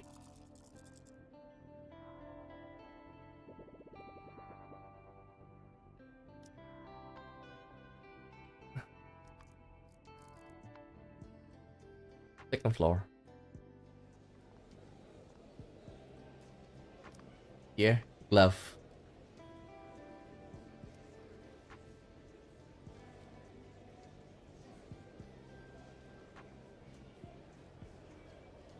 Crunchy, I see you're out of the infirmary. You sure were in for that for a long time. Hmm. Yeah, I told you not to go after John, but you didn't listen and ended up in a world of hurt. Oh, he went after John? Shut up and eat your damn food. Don't be embarrassed. There's no shame in losing to John. Although, you did lose a little too quickly. What do you know? The cafeteria floor is too damn slippery. When I recover, I'll take him on man to man. Then you'll see. Maybe you shouldn't. I can't stand to see you beat up again. Grrr.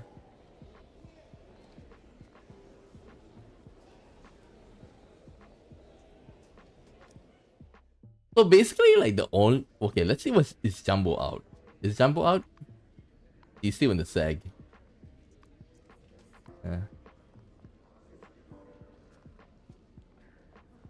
Wait. Chewing gum. He's on the phone.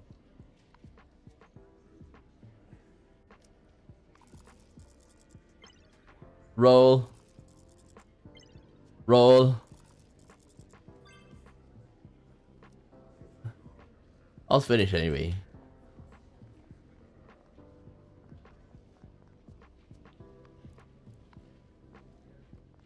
Grab it. Collect dinner. No need. Apple. Thank you. Oh, I can use credit for... That's not good.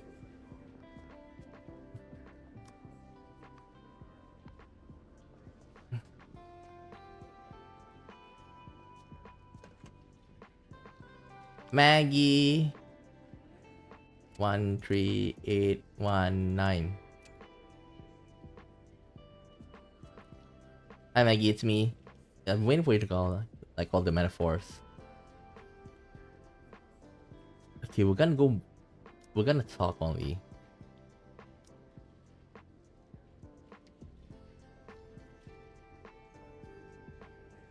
We're just gonna max this out this time.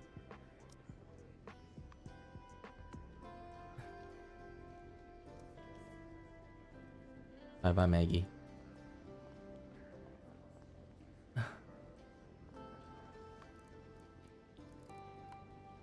Okay, let's go and give Franklin the apple.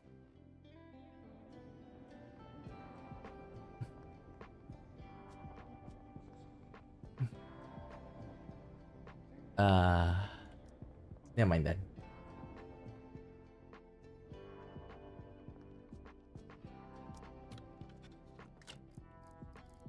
Put this in.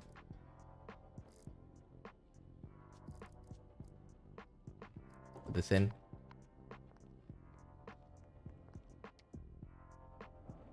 I'm gonna order more pizza because we're gonna use it the next day, I think.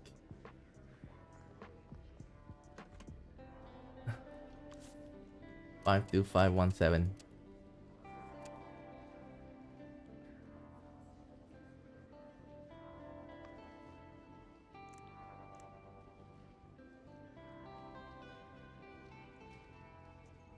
Just two. Give score.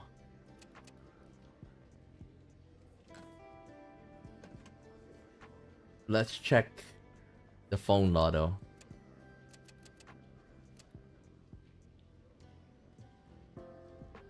Please enter your account visit 81024. May I be of service? Same price. 222. The win ticket reward.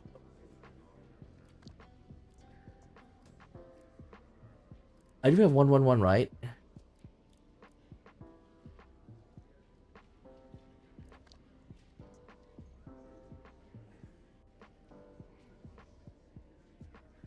There, 2-3. One winning ticket. $50.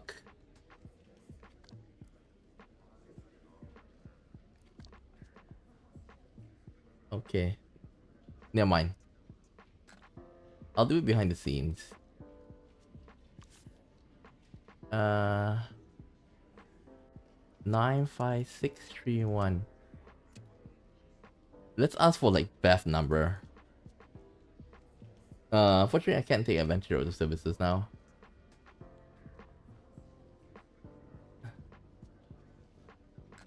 Damn it.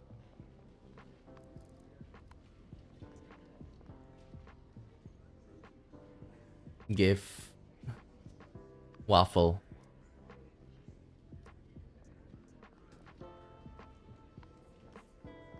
I got a lot of money, so I'm just gonna buy the yogurt from him and then sell it back to him.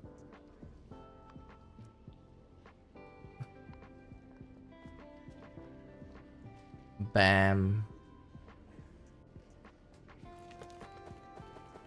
Okay.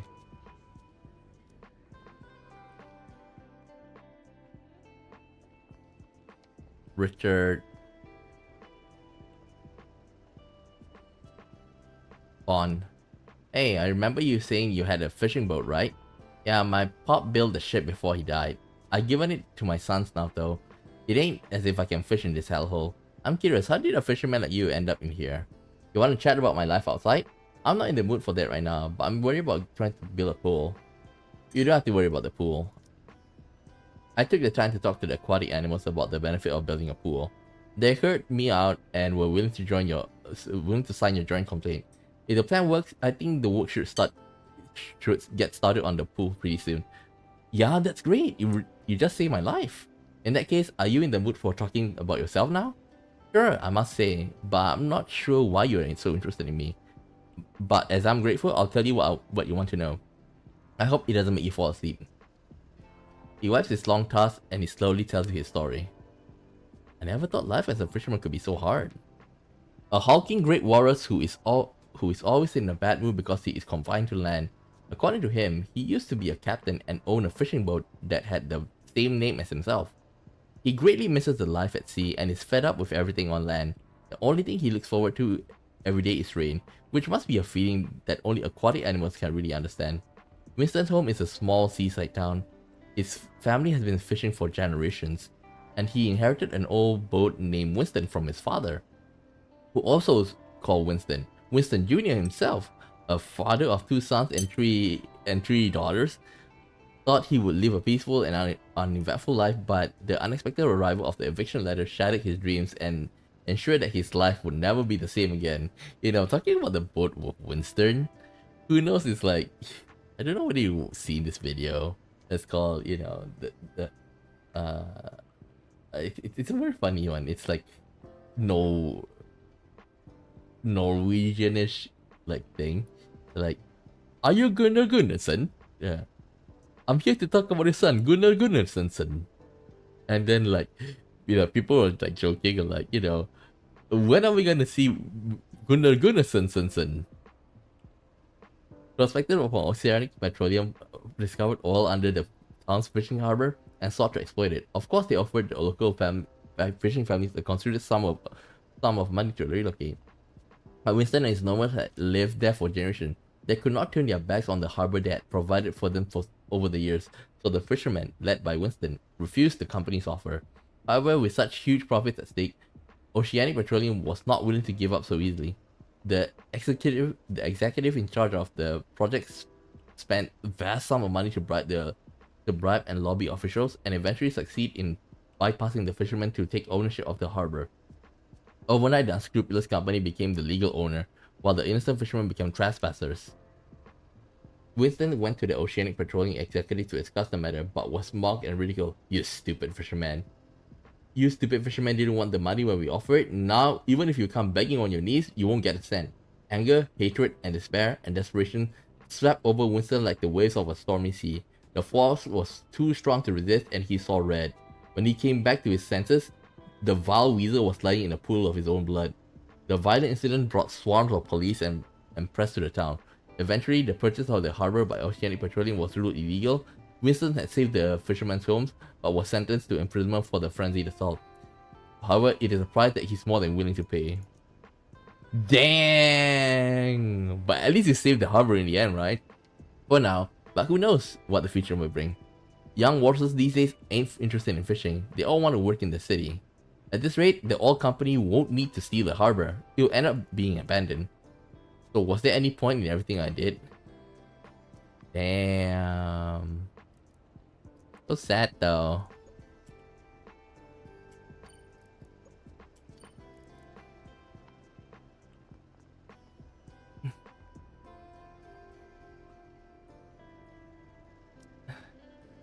Shower time.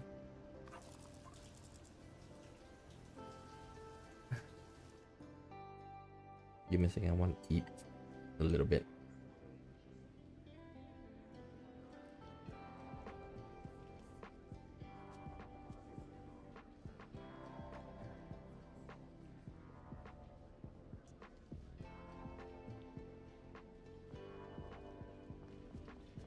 Hmm.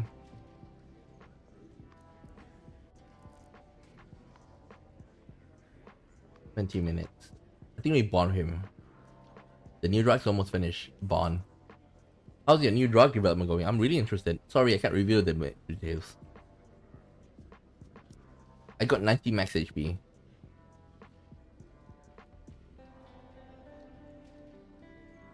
I have enough health to hold out. I'll make sure you get the clinical trial test results you want. That's good to hear. Then let's get started. Hopefully there won't be any surprises. The drug nauseating smell makes you dizzy, but luckily he helps you stay awake by constantly talking.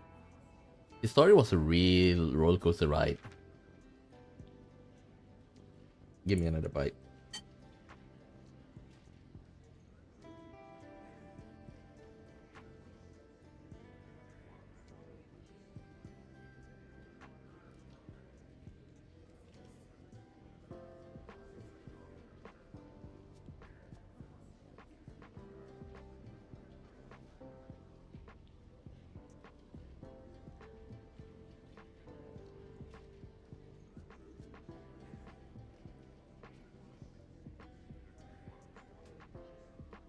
Kang with a pungent smile. He was a high school chemistry teacher before he was in prison, but also holds a doctorate in pharmacology from a prestigious university. He learned that he's secretly developing a new drug using his own malodorous spray for the purpose of repaying his debt. He will not reveal the purpose of this new drug, but it has piqued your curiosity. Walter had been fascinated by chemistry from a young age, and his talent in the field allowed him to build a successful career and find love. Annie was his laboratory assistant. Love blossomed between them during their research, and they soon started a family. However, Annie developed a lung disease, likely due to working in the laboratory for too long. For the sake of her health, they moved to a small town in the countryside. Because of the legend that the air there can cure all diseases, in order to take care of his wife, Walter quit his high-paying job at the pharmaceutical company in the city and became a chemistry teacher in the town's high school. However, the legend was that nothing more. Although the air in the town was fresh and clean, Annie's condition got worse by the day. An in-depth examination at the hospital revealed that it was a rare genetic disease that can only be controlled by expensive drugs. Annie tried to persuade Walter not to pursue the treatment. She did not want to be a financial burden on her family. But her selflessness only made it harder for Walter to give up on her. Ah, Walter! If only he had enough money, he would be able to save his wife. Walter racked up his brain and eventually came up with the idea of using his knowledge of chemistry to manufacture illegal drugs. He stole some chemicals from his school, and soon made a batch of high-quality products in his garage. He sold his drugs on the black market, and one night earned enough more money for a month of his wife's treatment. However, Annie sensed that something was not right and asked Walter where all the money was coming from. Walter may have been a master chemist, but he had no talent when it comes to lying, and it did not take him long to come clean about his illegal activities. Annie, however, was a devout believer in the Father of the Forest, and unwilling to harm others just so that he could survive. She said she would stop the treatment if Walter continued to make blood money. Walter could not change his wife's mind, but he was not willing to give up. Since Annie does not want to hurt others, I'll sacrifice myself. Walter went to the police station, turned himself in, and made a deal. If he helped the police bring down the entire black market drug network, then the police would fund his wife's future treatment. The operation was a success, and the black market disappeared overnight. Although Walter still had to go to jail for his crimes, he was content, for Annie told him that she would continue the treatment and wait for the day when they reunited. How's Annie doing now? Is the treatment going well? Maybe the Father of Forest is really watching over her. Her condition would miraculously improve. I guess that's the power of kindness. So can you tell me what the new drug is now? You're not still involved in making. Sorry, I can't tell you what it's for just yet. But don't worry. I promise Annie I wouldn't do what you think I'm doing. I'll never break my promise to her.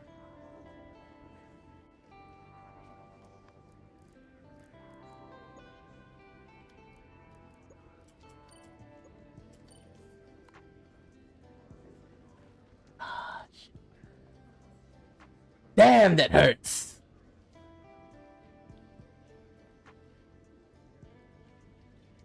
Ah, shit. Walter.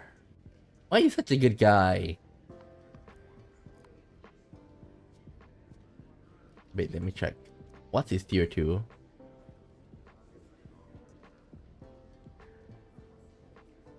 Oh. Anyhow, I'm still gonna give it.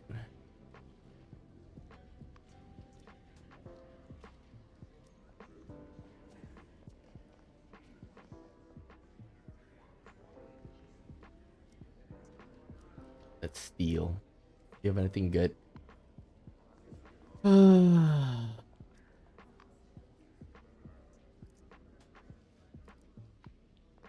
know, maybe we can steal it back.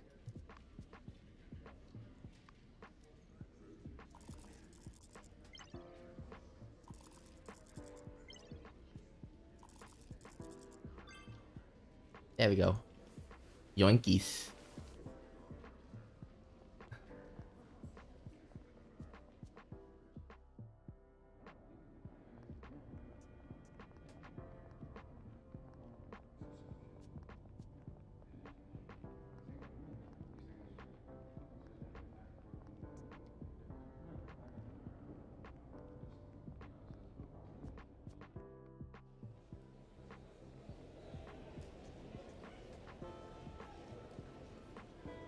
Great. No more space. Wait, who wants the alcohol again?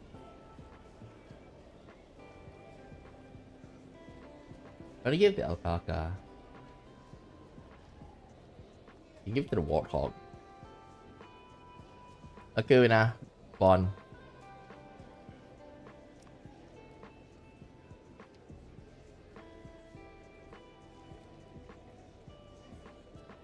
Nah.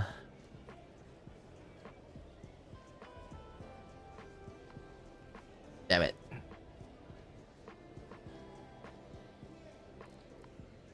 Put stuff inside first.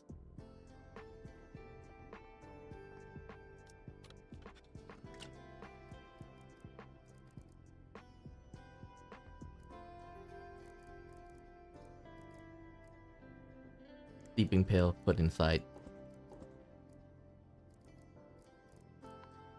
I'm gonna buy a lot of paper. We have paper.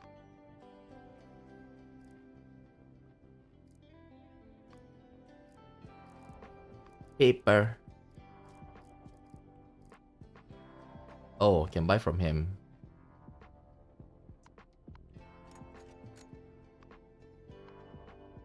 We're gonna need lots of paper.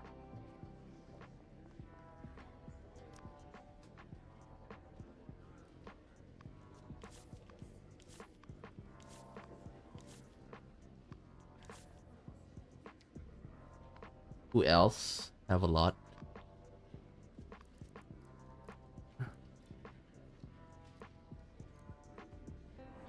Capybara.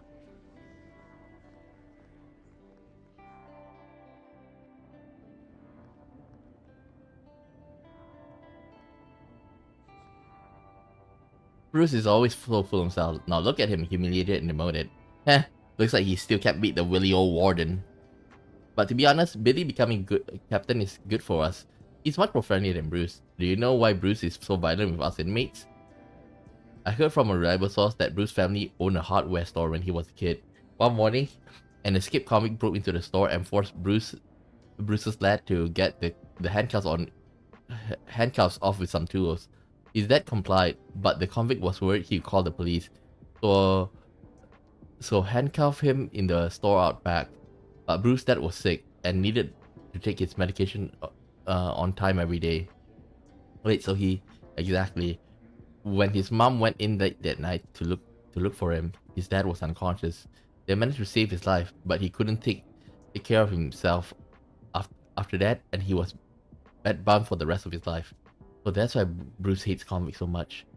But why did he choose to become a prison guard? I think he wants to make sure that all of us low-life convicts get the punishment we deserve.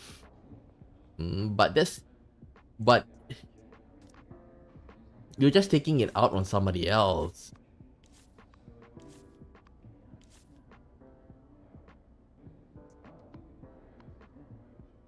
Give me a second, let's go back to the cell for a while.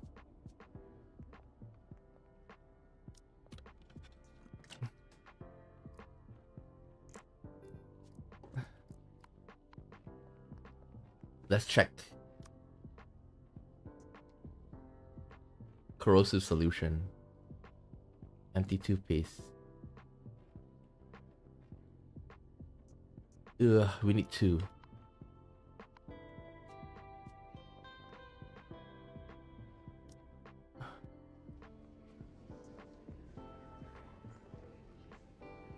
Weekly essentials. Multivitamin.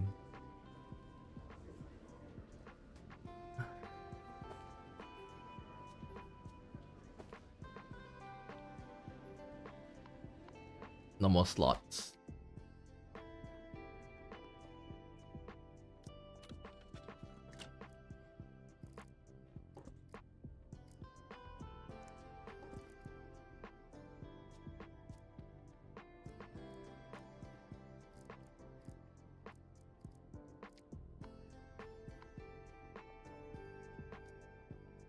Fishbowl.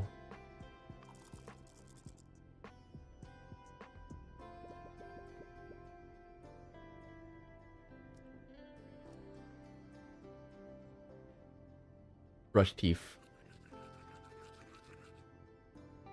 Perfect smile.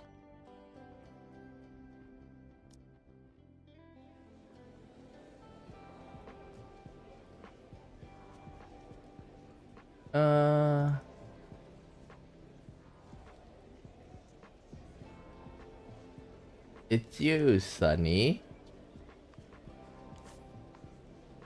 Bond. Young man, have you come back to chat? I admire your patience. It's fun to get used to it. What do you want to talk about? I'd like to know your story. You don't seem like a bad person. How'd you end up in here? That is a very, very, very long story. I thought I could finish telling it soon. It's alright, I'll be here all night. Maybe 2 premium cigarettes could make him speak a little faster. Okay.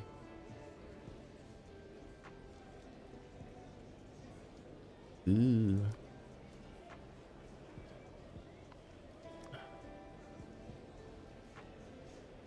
Here. This looks like the Ironclad class battleship in the Federal Starship. On. How's your new game coming along? I can't wait to try it out. Sorry, the demo version may have been postponed. Check the problem? Actually, it's because I've been spending all my time playing Lethal Combat 2 lately. Although I finished it in no time, but I'm stuck at the final boss. Surely it can't be that hard. I'm getting interested in it. try it yourself and see. Maybe you just need to get good. If you do complete it, don't forget to come and give me a few pointers. Okay. Help Jimmy. Help Robert. I do want to help Robert though, but I can't bond with him.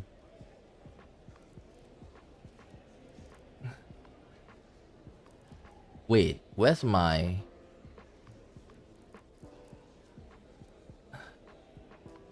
second floor?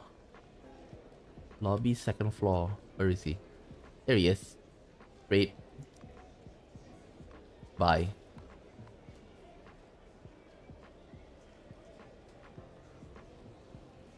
GIF. There we go. Very nice. Remind me of the paper frogs I made when I was a kid. Buy again. Then let's get the laxative. Then we can bond. Hey Gray, how you doing? Not good. To be honest, not good to be honest, Crook. I have a hard time making my friends because of my poisonous skin. But I have a pet jewel scarab. His name is Chacha. I talk to him when I'm bored, but it suddenly disappeared this morning, Crook. Maybe I sleepwalked last night and ate him. How am I gonna get through my days without my Chacha? Poor fellow, his eyes are red from all the crying. Maybe I should catch a jewel scarab for him. They all look pretty much the same.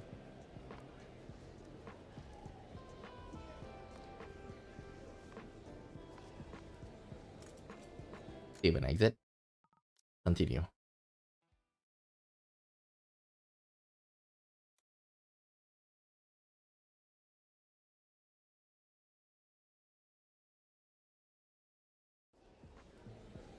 Okay. I think I can yoink it from him. Yoinked.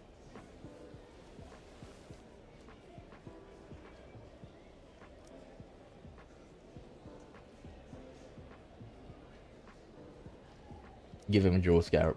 Cha-cha! Why you fight him? How can you be so sure it's him? Look at the shell and wings, exactly the same as Cha-cha's. It's definitely him. Don't all jewel scarabs look like this? But then again, I'm sure you know him best. He thanks you for finding his pet and really makes you his friend. Sometimes right and wrong aren't easy to define.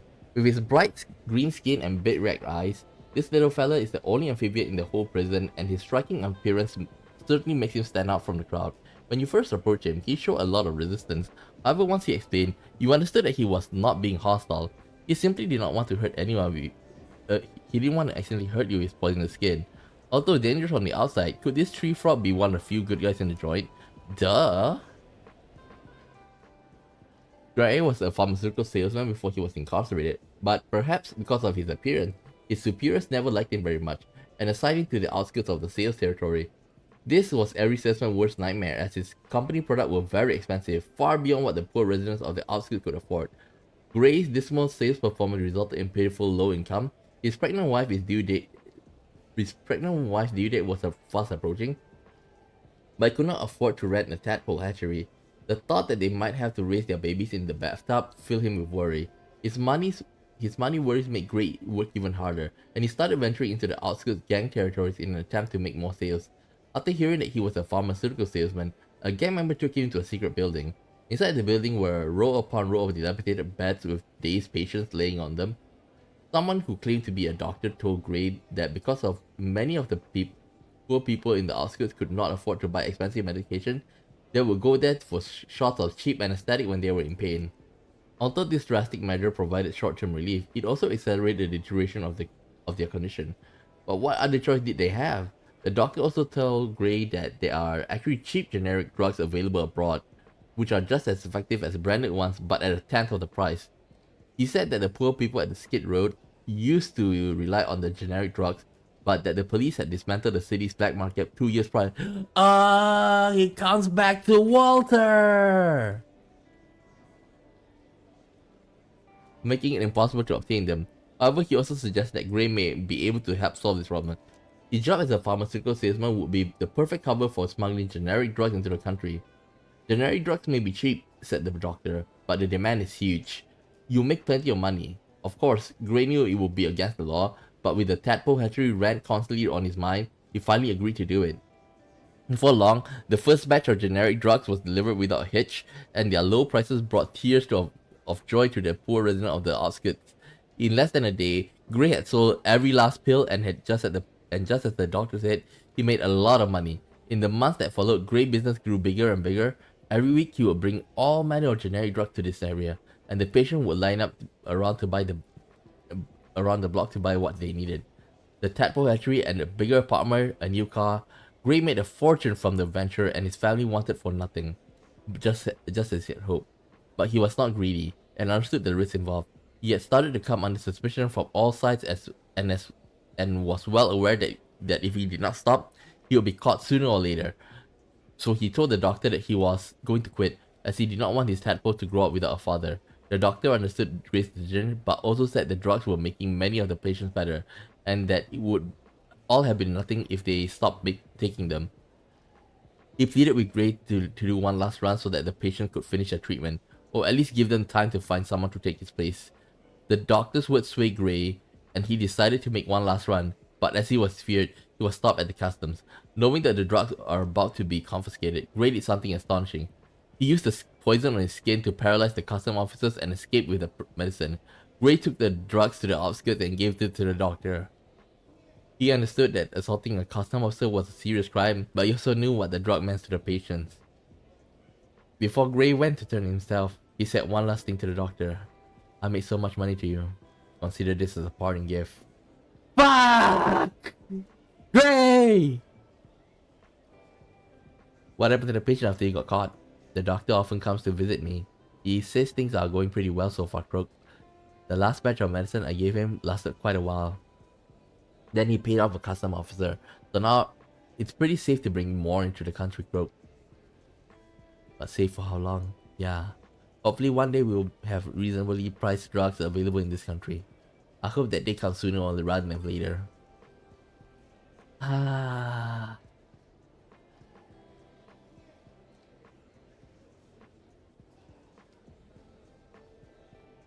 Bye. What? No more fights? No, we're gonna lie low for now, till Jumbo and Frank gets back. But I've already placed a bet. If there's no fight, I should at least get my money back. Frank's in charge of the money stuff. You'll have to wait until he's back. So when and Frank are getting out of SAG, I really need the cash.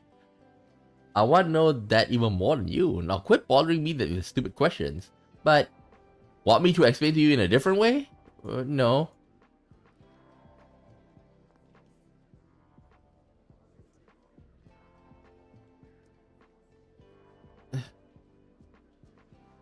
Evan. What does Evan like?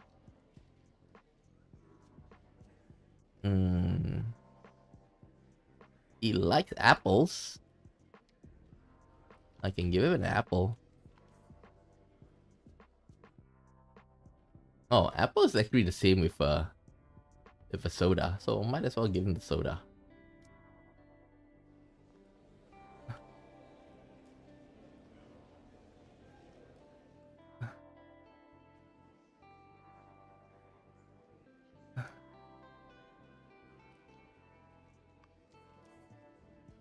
Yeah, nothing like a bottle of this after a set of heavy squats. Evan, with a body like yours, what do you do before you end up in here? Were you a wrestler or a football player? Huh, you're talking about muscles? Muscle and fitness are what I love. There's nothing better than laying on a bench and sweating our ass off, is there? Right, strength is forged with steel. And let's talk. Tough guy to tough guy. He comments on your muscles while talking about his past. I never imagined this big guy could have been through all that. A rhinoceros with a body as solid as a rock. He stands out from the crowd even in a prison filled with tough inmates. Evan always talks about muscles and bodybuilding, and he sees skinny guys as sissies. He is rarely without a protein shake, and his favorite leisure activity is pumping iron in the yard. Born in a small northern town, Evan has been into bodybuilding ever since he was a child. With the natural advantage that comes with being a rhino, he soon became the local bodybuilding champion. He then set his sights on big cities, only to be caught taking a banned substance in a high-profile competition. Although he claimed that it was all a setup by his opponent, he was still given a harsh ban. His bodybuilding journey had come to an abrupt end. No longer an athlete, he is forced to find a job as a bodyguard and a driver. His boss was an opportunist involved in various shady business, and it was Evan's job to protect one of his many lovers. She was a beautiful but melancholy canary, not young but full of mature charm. She rarely smiled, especially when the boss came to see her. After some time, she finally told Evan that she only stayed by the boss because of his threats. Due to a failed investment when she was young, the boss had obtained compromising material about her, and she had been a little more than a cage plaything ever since. After a decade, she had become numb to it all. Perhaps it was sympathy, perhaps it was empathy for someone else who had suffered in life, or maybe it was even wishful thinking, but Evan decided to help her. He kidnapped his boss, forced him to destroy the compromising material, and then beat the scumbag to within an inch of his life. The rest of the story went just as Evan expected it would. Without the compromising material, the canary was free at last, but Evan paid the price of prison. However, he has no regrets. After all, if fate will not allow him to show off the beauty of his muscles on stage, then at the very least he could use his strength to help something beautiful break free of its cage. Fuck! Fuck! Why? Why? So how's she doing now? Does she come to visit you? Or do you just part ways for good? No, she said she's not into me yet, like that, but it's all good. We're still friends. By the way, her name's Eliza. Fuck! Why does it all have to be so good? Kevin. Kevin. Oh yeah, what's up with Kevin anyway? I haven't read his story yet. A short koala. The first time you meet, he mistakes you for a thug coming to collect a debt. It turns out he's a deadbeat who is constantly borrowing money to live it up, but never pays his debts. Once he realizes who you are, he tries to borrow money from you too. Needless to say, his attempt to take you for a fool infuriates you. Do not be taken by his current predicament. Back in the day, Kevin the koala was a big spender with a predilection for fast cars, expensive watches, and beautiful women. He worked as a real estate agent and was also the company's star seller, earning generous commission each sale. His outstanding sales were thanks not only to his eloquence, but also another little secret, being a very good liar. He would help ineligible buyers get mortgages by falsifying their financial information. Uh-oh. Subprime mortgages. Of course, he charged an additional fee for the service. Kevin made a lot of money for himself and his company, until one day, without warning, the bubble burst. Yep, it is. The company's illicit activities came to light. Kevin was fired as a scapegoat and his savings were wiped out by the huge fine. He was furious at his sudden fall from rich to penniless. The company had condoned his actions all along, so why should he be the only one punished? He had to make the bastards pay. One night, he used the stolen key to sneak into the company's offices and steal a large amount of customer office information, which he then sold on the black market. A week later, a drunken Kevin was arrested in a luxury hotel room, by which he had completely squandered his ill-gotten gains. Do you think I lost? No, I won. Indeed, Kevin was right. The company suffered a serious public relations crisis due to the customer information leak. This, coupled with previous mortgage fraud scandals, decimated the company's once high market value, resulting in bankruptcy. Kevin had last laugh. It's only right to pay what you owe. They should understand that better than anyone. Kevin. Kevin is like, meh. Wait, I'll just buy and give it to you. Damn it. Organize. Wait. If. There you go.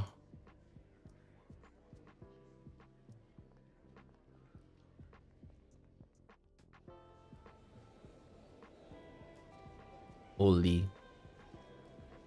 What is Oli like? Definitely drinks.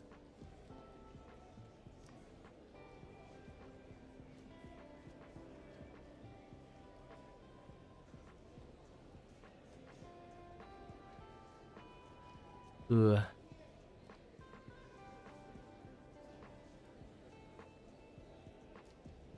think I'll buy this. There we go. Gift cookie. Oh, what about crunchy? Crunchy. You're just in time. I'm bored shitless. It's only 12. A shank. Hmm.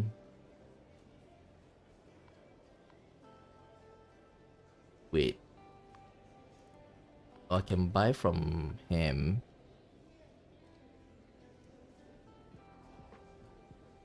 Trade. No more slot. Shit.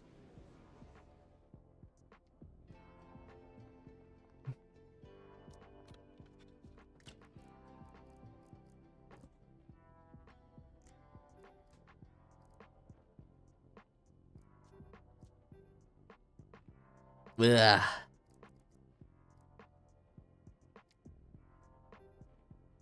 Wait, who am I supposed to give this to? I can give it to Crunchy.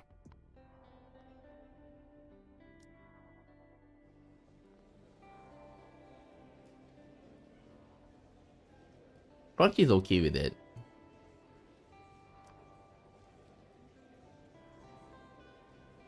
Here you go.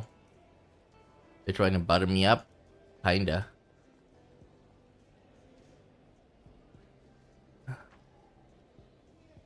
Oh, Max. What does Max like? I can give him the roll up mint.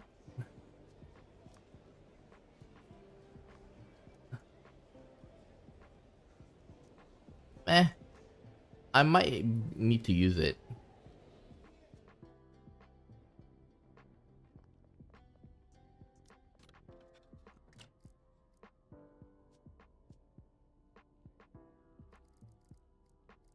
Hmm.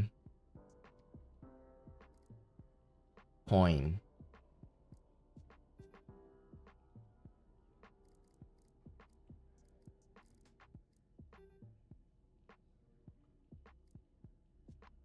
Okay, give me a second. Let me check.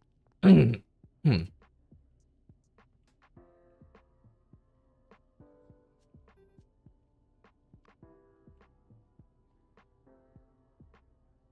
Mushroom powder. I can grind.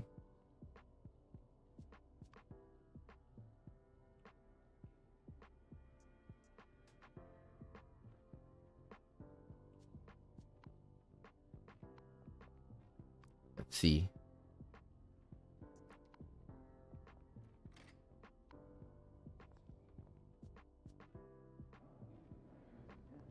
Franklin. Wilbur. Cell block B.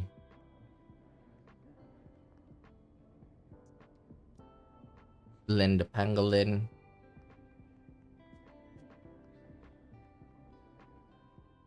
Oh wait. I'm supposed to go and talk to both of them. Let me check. Mikael.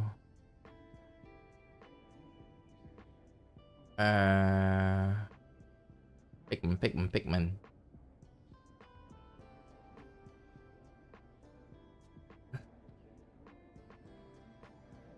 Oh. I actually can give him the... I don't really use it that much though.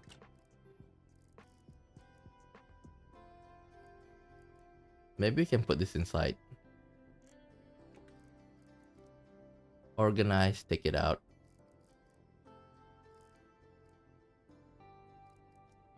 Hide.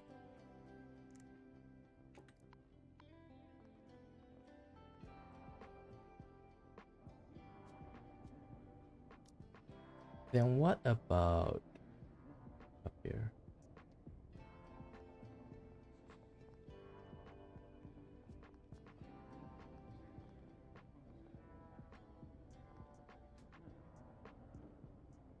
Miguel, I haven't given it to him.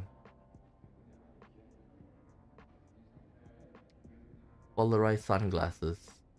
Leather shoes. I can buy platform shoes. Oh, never mind. Gift. Hmm? I thought I had it. It's at the bottom.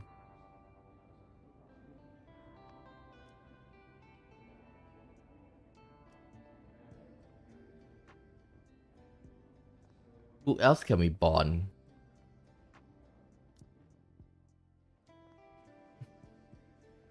Walter.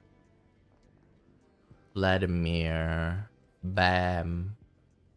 Eddie. Rudolph. Richard.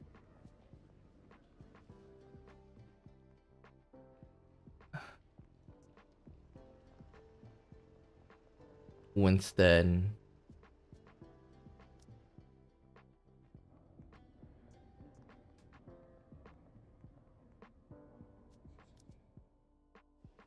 Dude, there's nothing else to do. Bob. Oh, actually haven't done with Hakuna yet.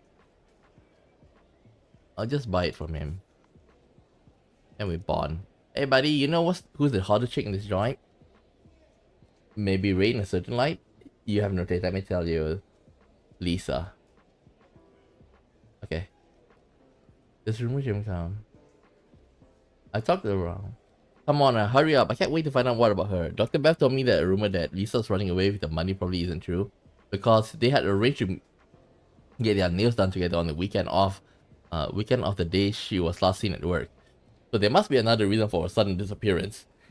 So she likes getting her nails done. Huh? What a classy young lady. That's not the point. Man, everything I just said, that's the part you focus on? Heh, did Dr. Beth say that what kind of man Lisa's into? How about stars like me? He tell his story and his perfunctory tell him that Lisa might like it. His story is pretty straightforward. As a warthog who looks ugly but is brimming with confidence, as far as he's concerned, having a ferocious face is a natural advantage in the dog-eat-dog world prison. Moreover, he refutes your assertion that he is ugly, saying that you simply do not appreciate his look. He claims that he is actually a major heartthrob among warthogs, which you find quite hard to believe.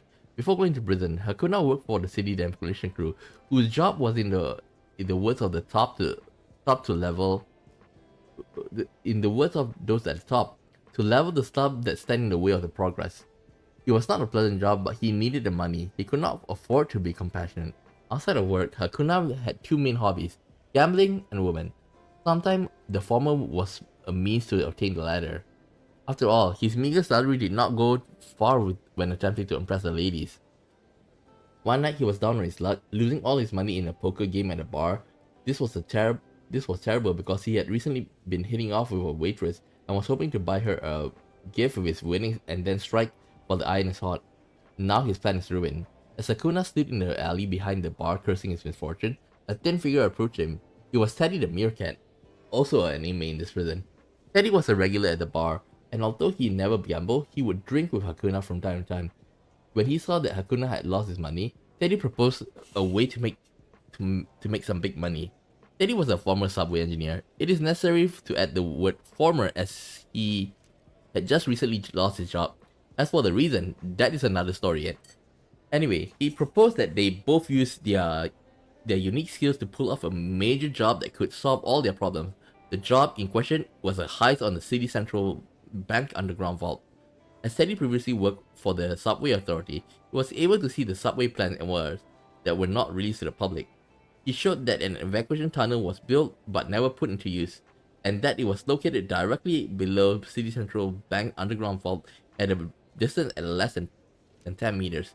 If Hakuna could borrow some explosive and cutting tools from work, the vast amount of cash in the vault could be theirs.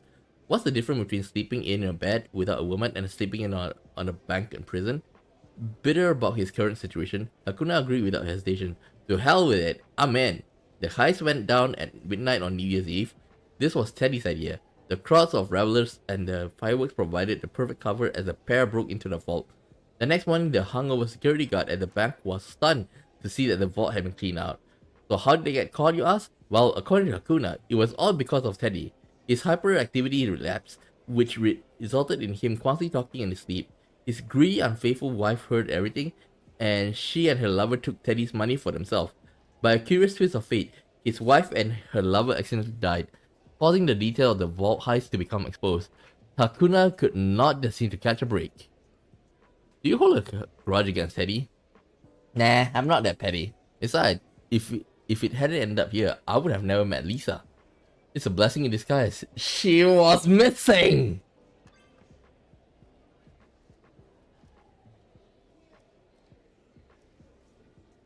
She's missing and you... Oh god, this guy is like... You...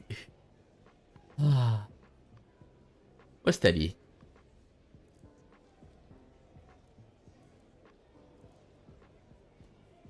Lobby, second floor. Where is he?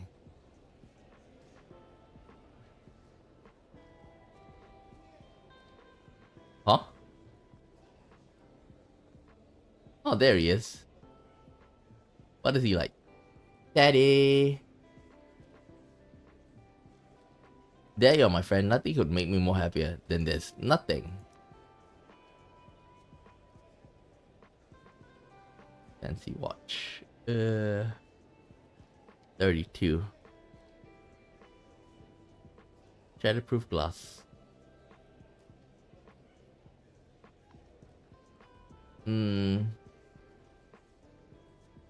Cap. I need a console. Oh, he likes gift. Take it.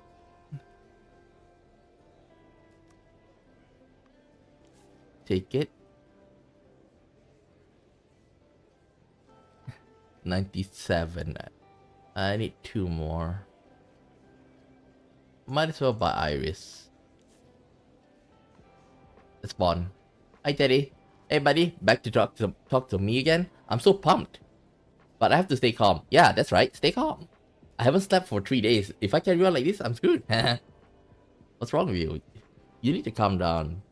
My hyperactivity seems to have relapsed. The insomnia and the headaches.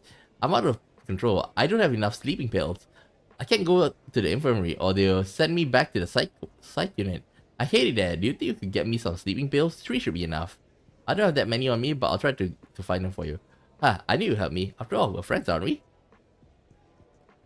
Nah. Who have sleeping pills? I know who. Michael.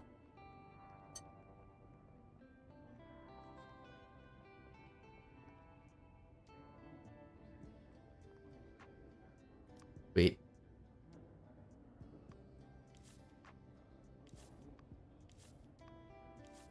There we go.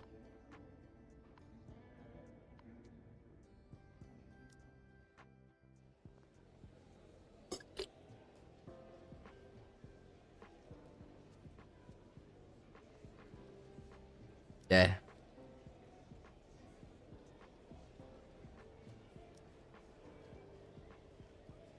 Give. If this will keep you quiet, I'm happy to give them to you. Oh, what does a friend look like? This guy right here. Well, since we are friends, we should get to know each other better, don't you think? Yeah, you're right. He tells you a story with great enthusiasm. The more you listen, the more you sympathize with him. Maybe I go crazy too if I've gone through all that. A meerkat who talks a lot and used to be a subway engineer. He does not seem to have many friends in prison except for Hakuna the warthog, so he unusually excited when you first greeted him. Apparently he suffered from hyperactivity, for which he spent 2 years in a psychiatric hospital. Although he has now been cured, there are clearly some after effects. Teddy worked for the subway authority for the many years, specializing in the construction of new lines. With a single poke of his paw, he could tell exactly where it was possible to dig and where it was not. His talent for his job should have allowed him to rise all the way to the top, but his psychological issue meant that he was never promoted. In the first year of his transfer from the local branch to headquarters, Teddy, full of ambition, was hamstrung by the bureaucracy, not being able to meet project targets on time, buck passing from his immediate superior, ostracism from his colleagues, and numerous other eventually broke Teddy. He was diagnosed with hyperactivity, a mental illness caused by anxiety which manifested as severe insomnia, heightened emotion, and violent tendency. After he got sick, Teddy's life turned upside down. His treatment depleted the family saving, and the company removed him from his management position. But the most heartbreaking thing for Teddy was his wife's callousness. Although she did not divorce him after he pleaded with her not to, they were married in name only. Teddy accepted his fate and wallowed in this life of mediocrity for 10 years. During this time, his wife took many lovers, which Teddy pretended not to notice. That was until the day where Teddy found out that his wife and his boss got together. He could not stand it anymore and beat the asshole to within an inch of his life. However, this violent incident gave the subway authority the perfect justification to fire Teddy. Now that he had lost his job, Teddy was no longer of use to his wife as a cash cow. She flung the divorce papers at his face and told him to sign them. Teddy had lost everything. He blamed his own incompetence and weakness for both his mental illness and his terrible life, so he decided to do something to prove that he was not a loser and save his broken marriage. Teddy went to see Hakuna the Warthog, a member of the city demolition crew whom he sometimes drank with at the local bar and was also penniless down his luck. At Teddy's suggestion, the two decided to rob City Central Bank underground vault. Teddy used the confidential plans he saw while working for the subway authority, and Hakuna borrowed explosive and cutting tools from the demolition crew. At midnight on New Year's Eve, they succeeded in stealing a huge amount of cash from the vault, enough to last them for the rest of their lives. As for how they got caught, Teddy was clearly embarrassed as she told you. According to him, when his wife found out he had money, she tore up the divorce papers and the soft-hearted Teddy chose to forgive her. After all, meerkats are matriarchal animals. But what he did not expect was that it was all a despicable plot that his wife and her new lover had planned to steal Teddy's money and run together. Perhaps it was karma, or maybe it was just plain old bad luck. But the evil couple got into a car accident while making their escape, sending them both to hell. However, fate's revenge has a price. The cash that the police found at the scene of the crash exposed the vault theft, and Teddy and Hakuna were arrested, convicted, and imprisoned. What's up? Say something, buddy. Come on, pal. I'm just organizing my thoughts. Does that mean you listened to it all? Oh, you're the first one who ever listened to my whole story. I'm so touched. Calm down, you're getting excited again.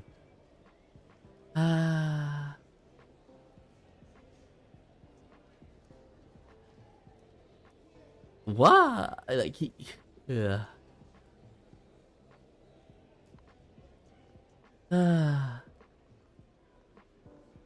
Why? Why do everybody need to be like so sad?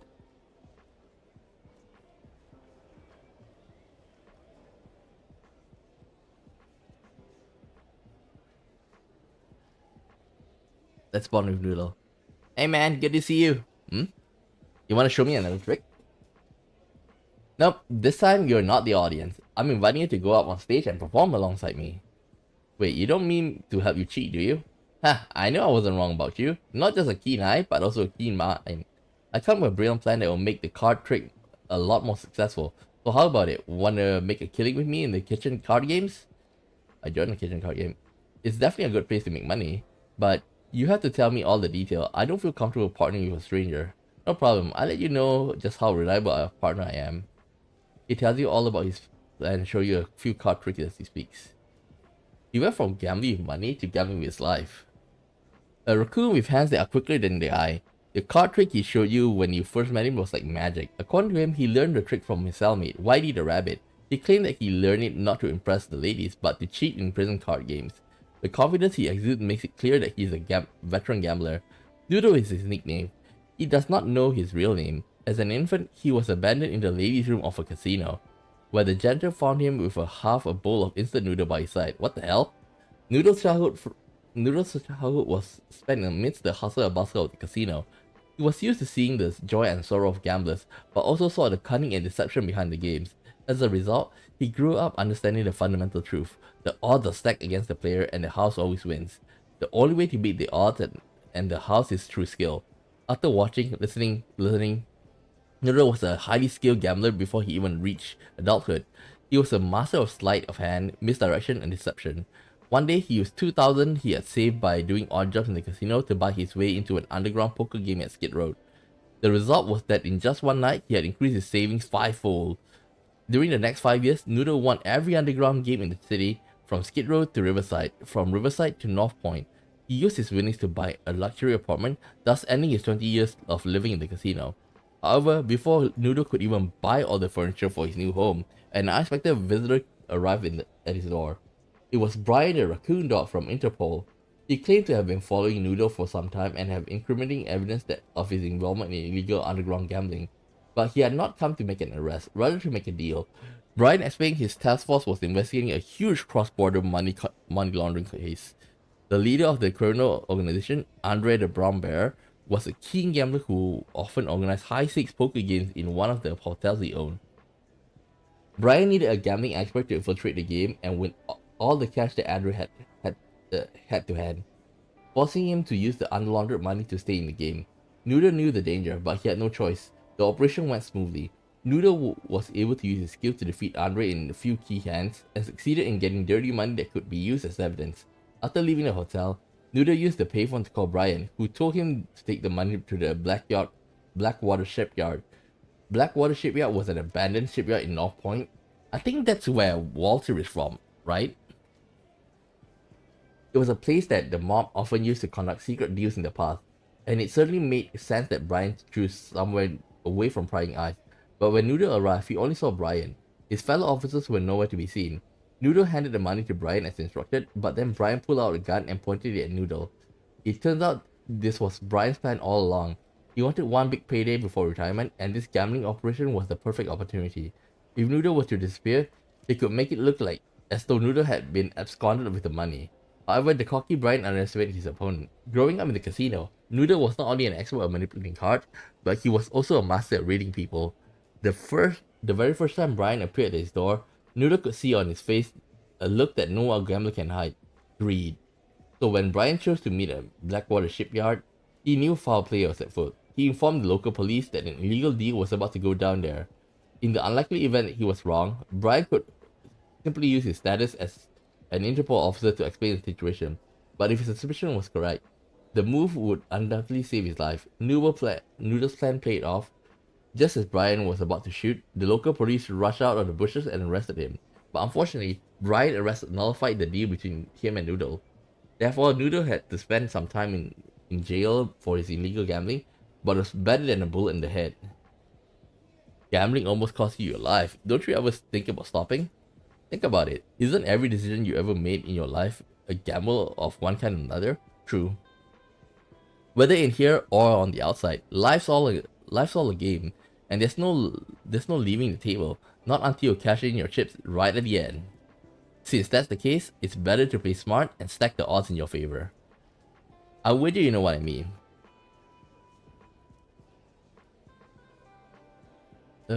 Noodle.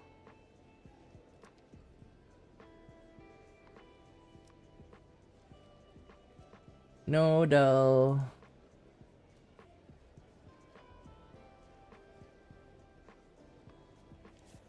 Ace of Spades.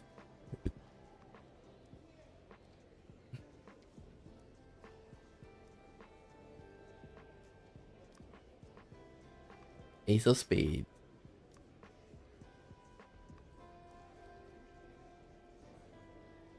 Oof. Oh, I need to buy 3 premium.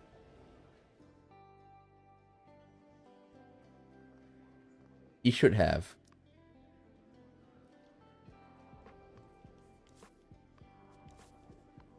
Ooh, what else can I get premium cigarettes?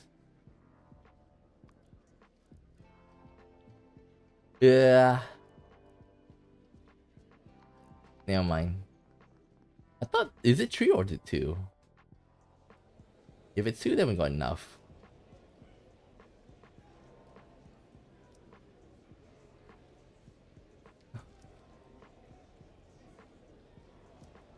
This will perk you up. Oh, thank you. Now, no one's given me a gift for a very long time.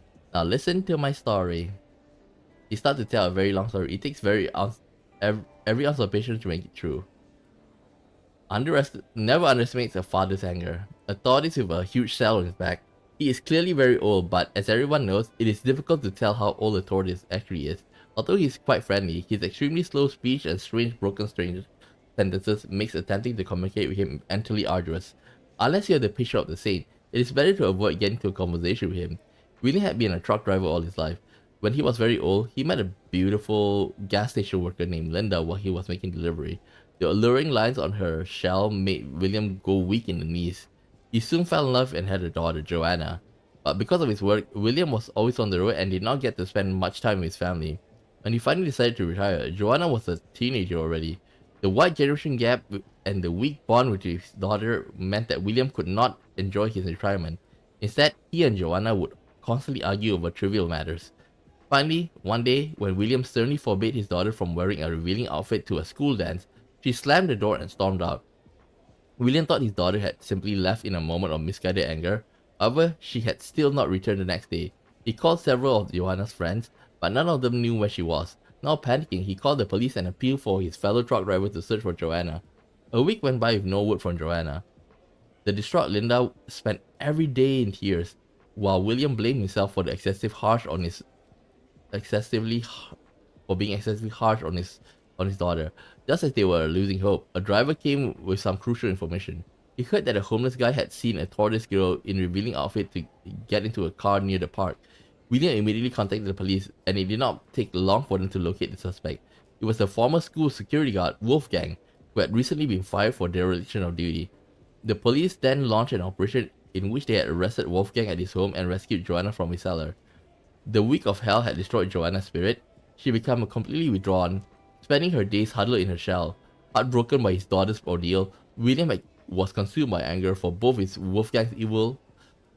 for Wolfgang's evil and for his failure to do his duty as a father. Shortly after the case went on trial, due to overwhelming evidence, Wolfgang was sentenced to a long prison term, but the scumbag refused to apologize in court and even shouted insults about Joanna and ridiculed William for his incompetence. While the sun hanging high in the sky, the van transporting Wolfgang to prison was driving along the deserted road. Suddenly, a semi-truck came out of nowhere and smashed into the side of the van, making it roll before coming to a stop on its roof. The raider took the keys from the unconscious guard and dragged Wolfgang out of the van. When Wolfgang came to, a huge turtle shell came looming to view. "Prison is not the place for you, bastard. Hell is!" The engine jolted to a start, and the horn boomed through the air as the mighty wheels of a father's wrath slowly rolled over Wolfgang's terror-stricken face. "How's Joanna now? Better?" "Time heals all wounds. She has learned to embrace her new life. You should learn to forgive yourself." Fuck!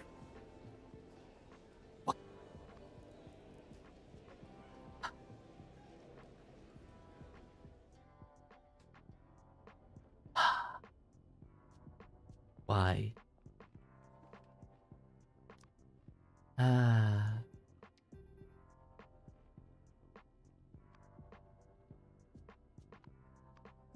Ugh. Ah.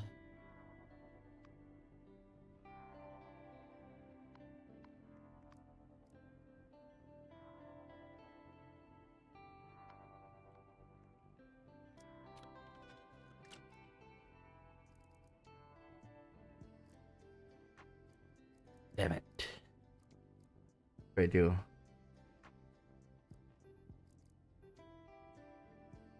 Well, I should eat this.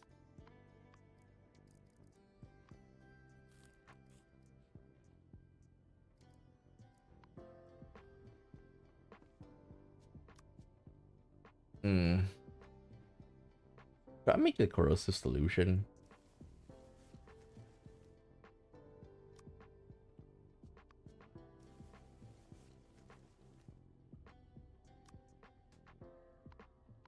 Wait, before that. Fishbowl.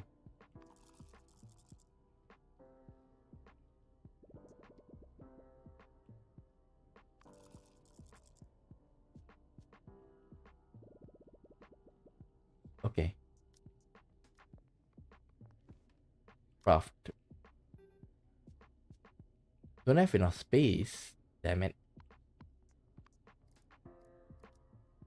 Organize.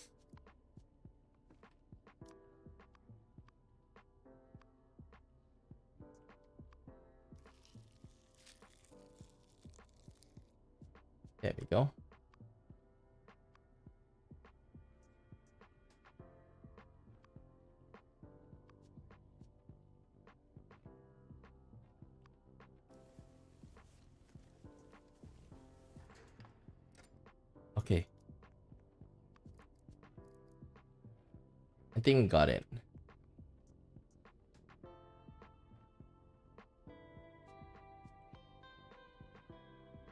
Look at the fishbowl.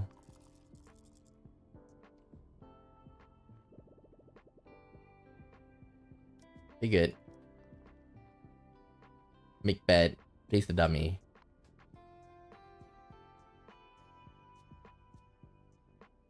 Move the toilet.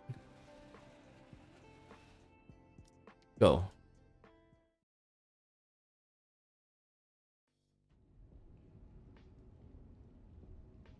I wonder what happened if like we side with Bruce rather than um Caesar, but I really don't. If only we can go with Bruce and Caesar.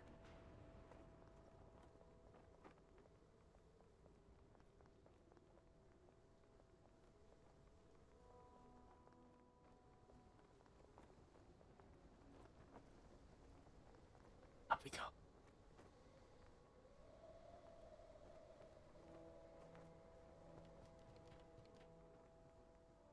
Yoink it.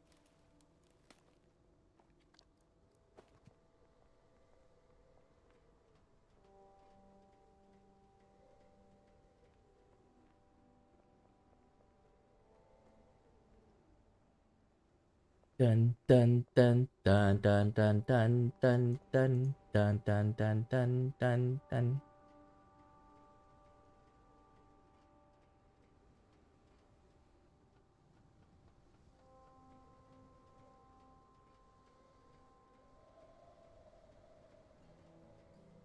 Okay, here we are.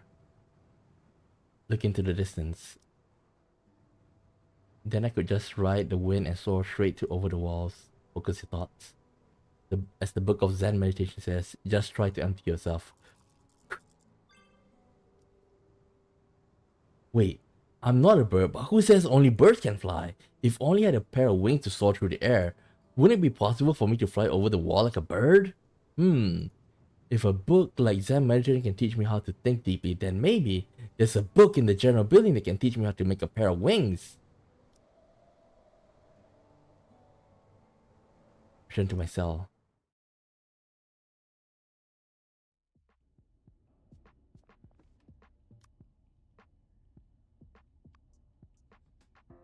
Aw? Aw? Aw? Ah! I forgot to save.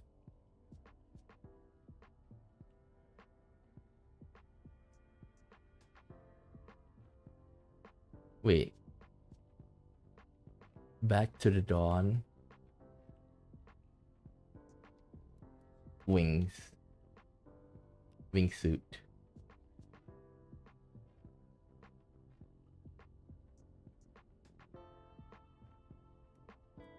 Wingsuit.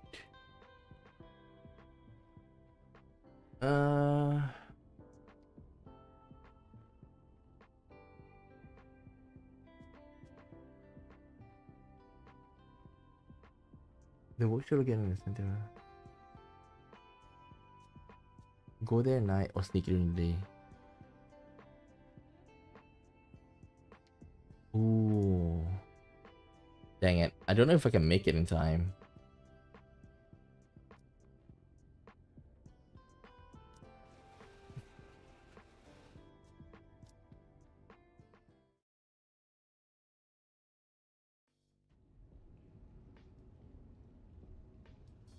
Moment.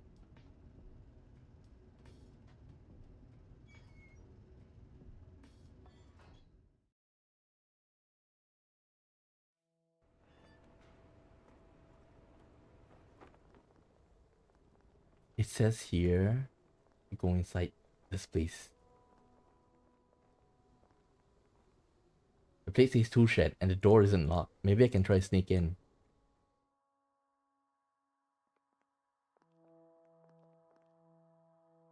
The wood on the cover is a little loose. Maybe I can use break some off. Search. Oh, good.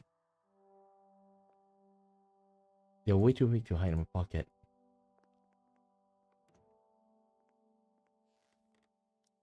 What's this? It seems to be a motor. Everything you could need. Maybe I can use it to some woodworking they can do and sell. Search the desk. Hammer. Craft. Dowel.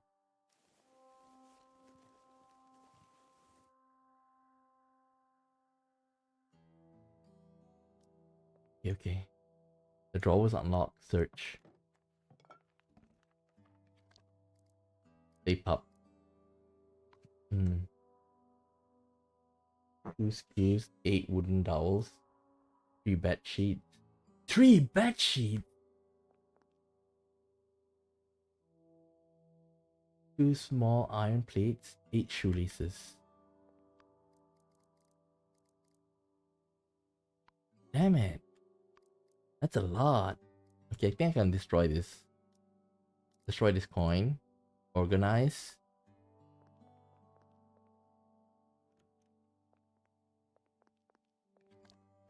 Grab lumber. Craft.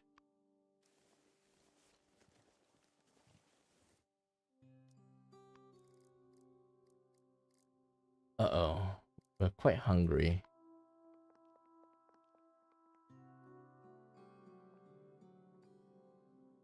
I think we go back for a while. We grab some.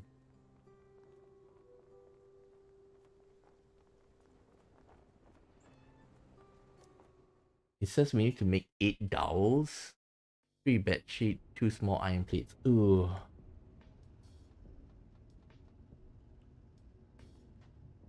Return to my cell. 8 shoelaces. I think that's easy from the shoelaces is easy for me.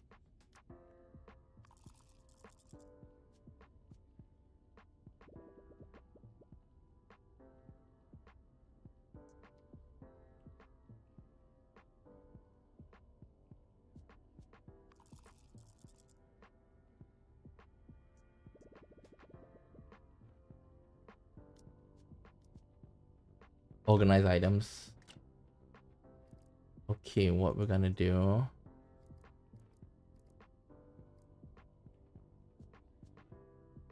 Don't put this in.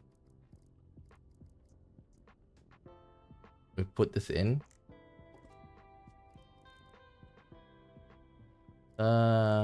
Arrange. We're gonna eat.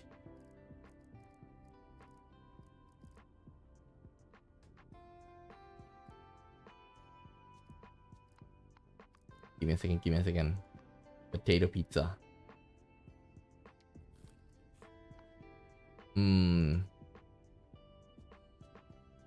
You know what? We're gonna play insect farm.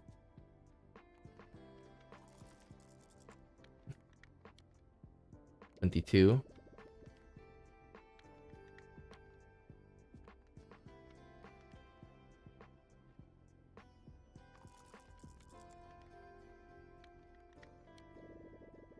We can go a little bit more.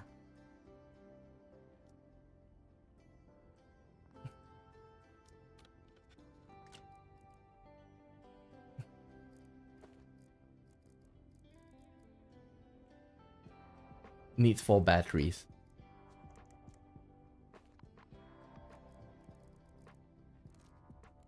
There we go.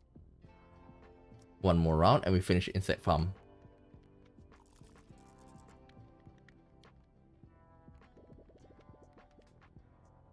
Okay. Enable.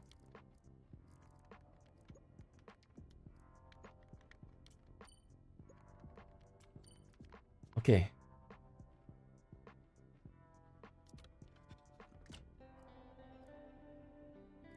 Put it in. I think this is where we'll end for today. I wonder if I can make it though.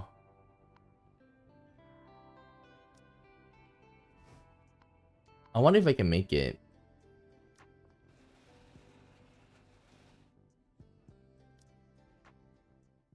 I hope I can make it.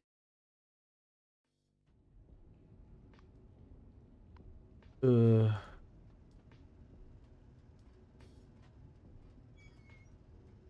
we need to be friends with Franklin to make it easier though. I think the next day we can be friends with Franklin. We have a lot of things that we need.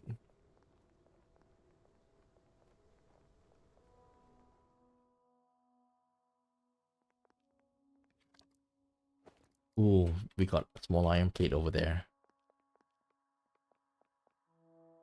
Rough.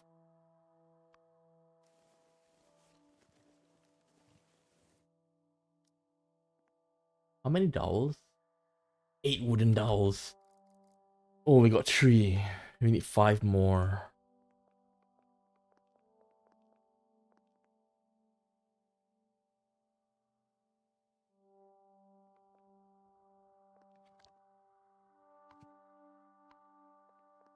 Ugh.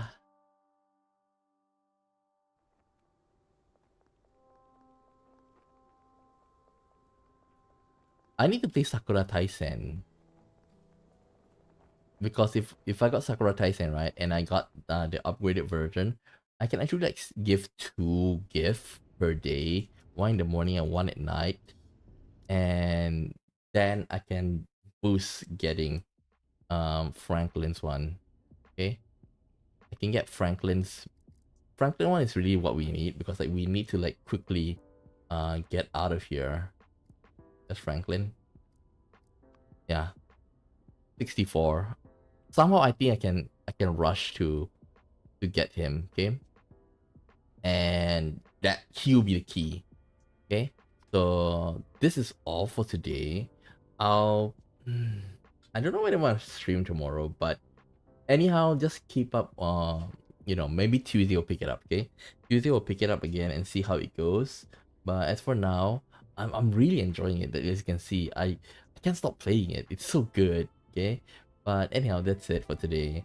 I'll see you guys next time. Okay, that's all for now. I'll be playing Back to the Dawn again behind the scenes. So yeah, bye bye.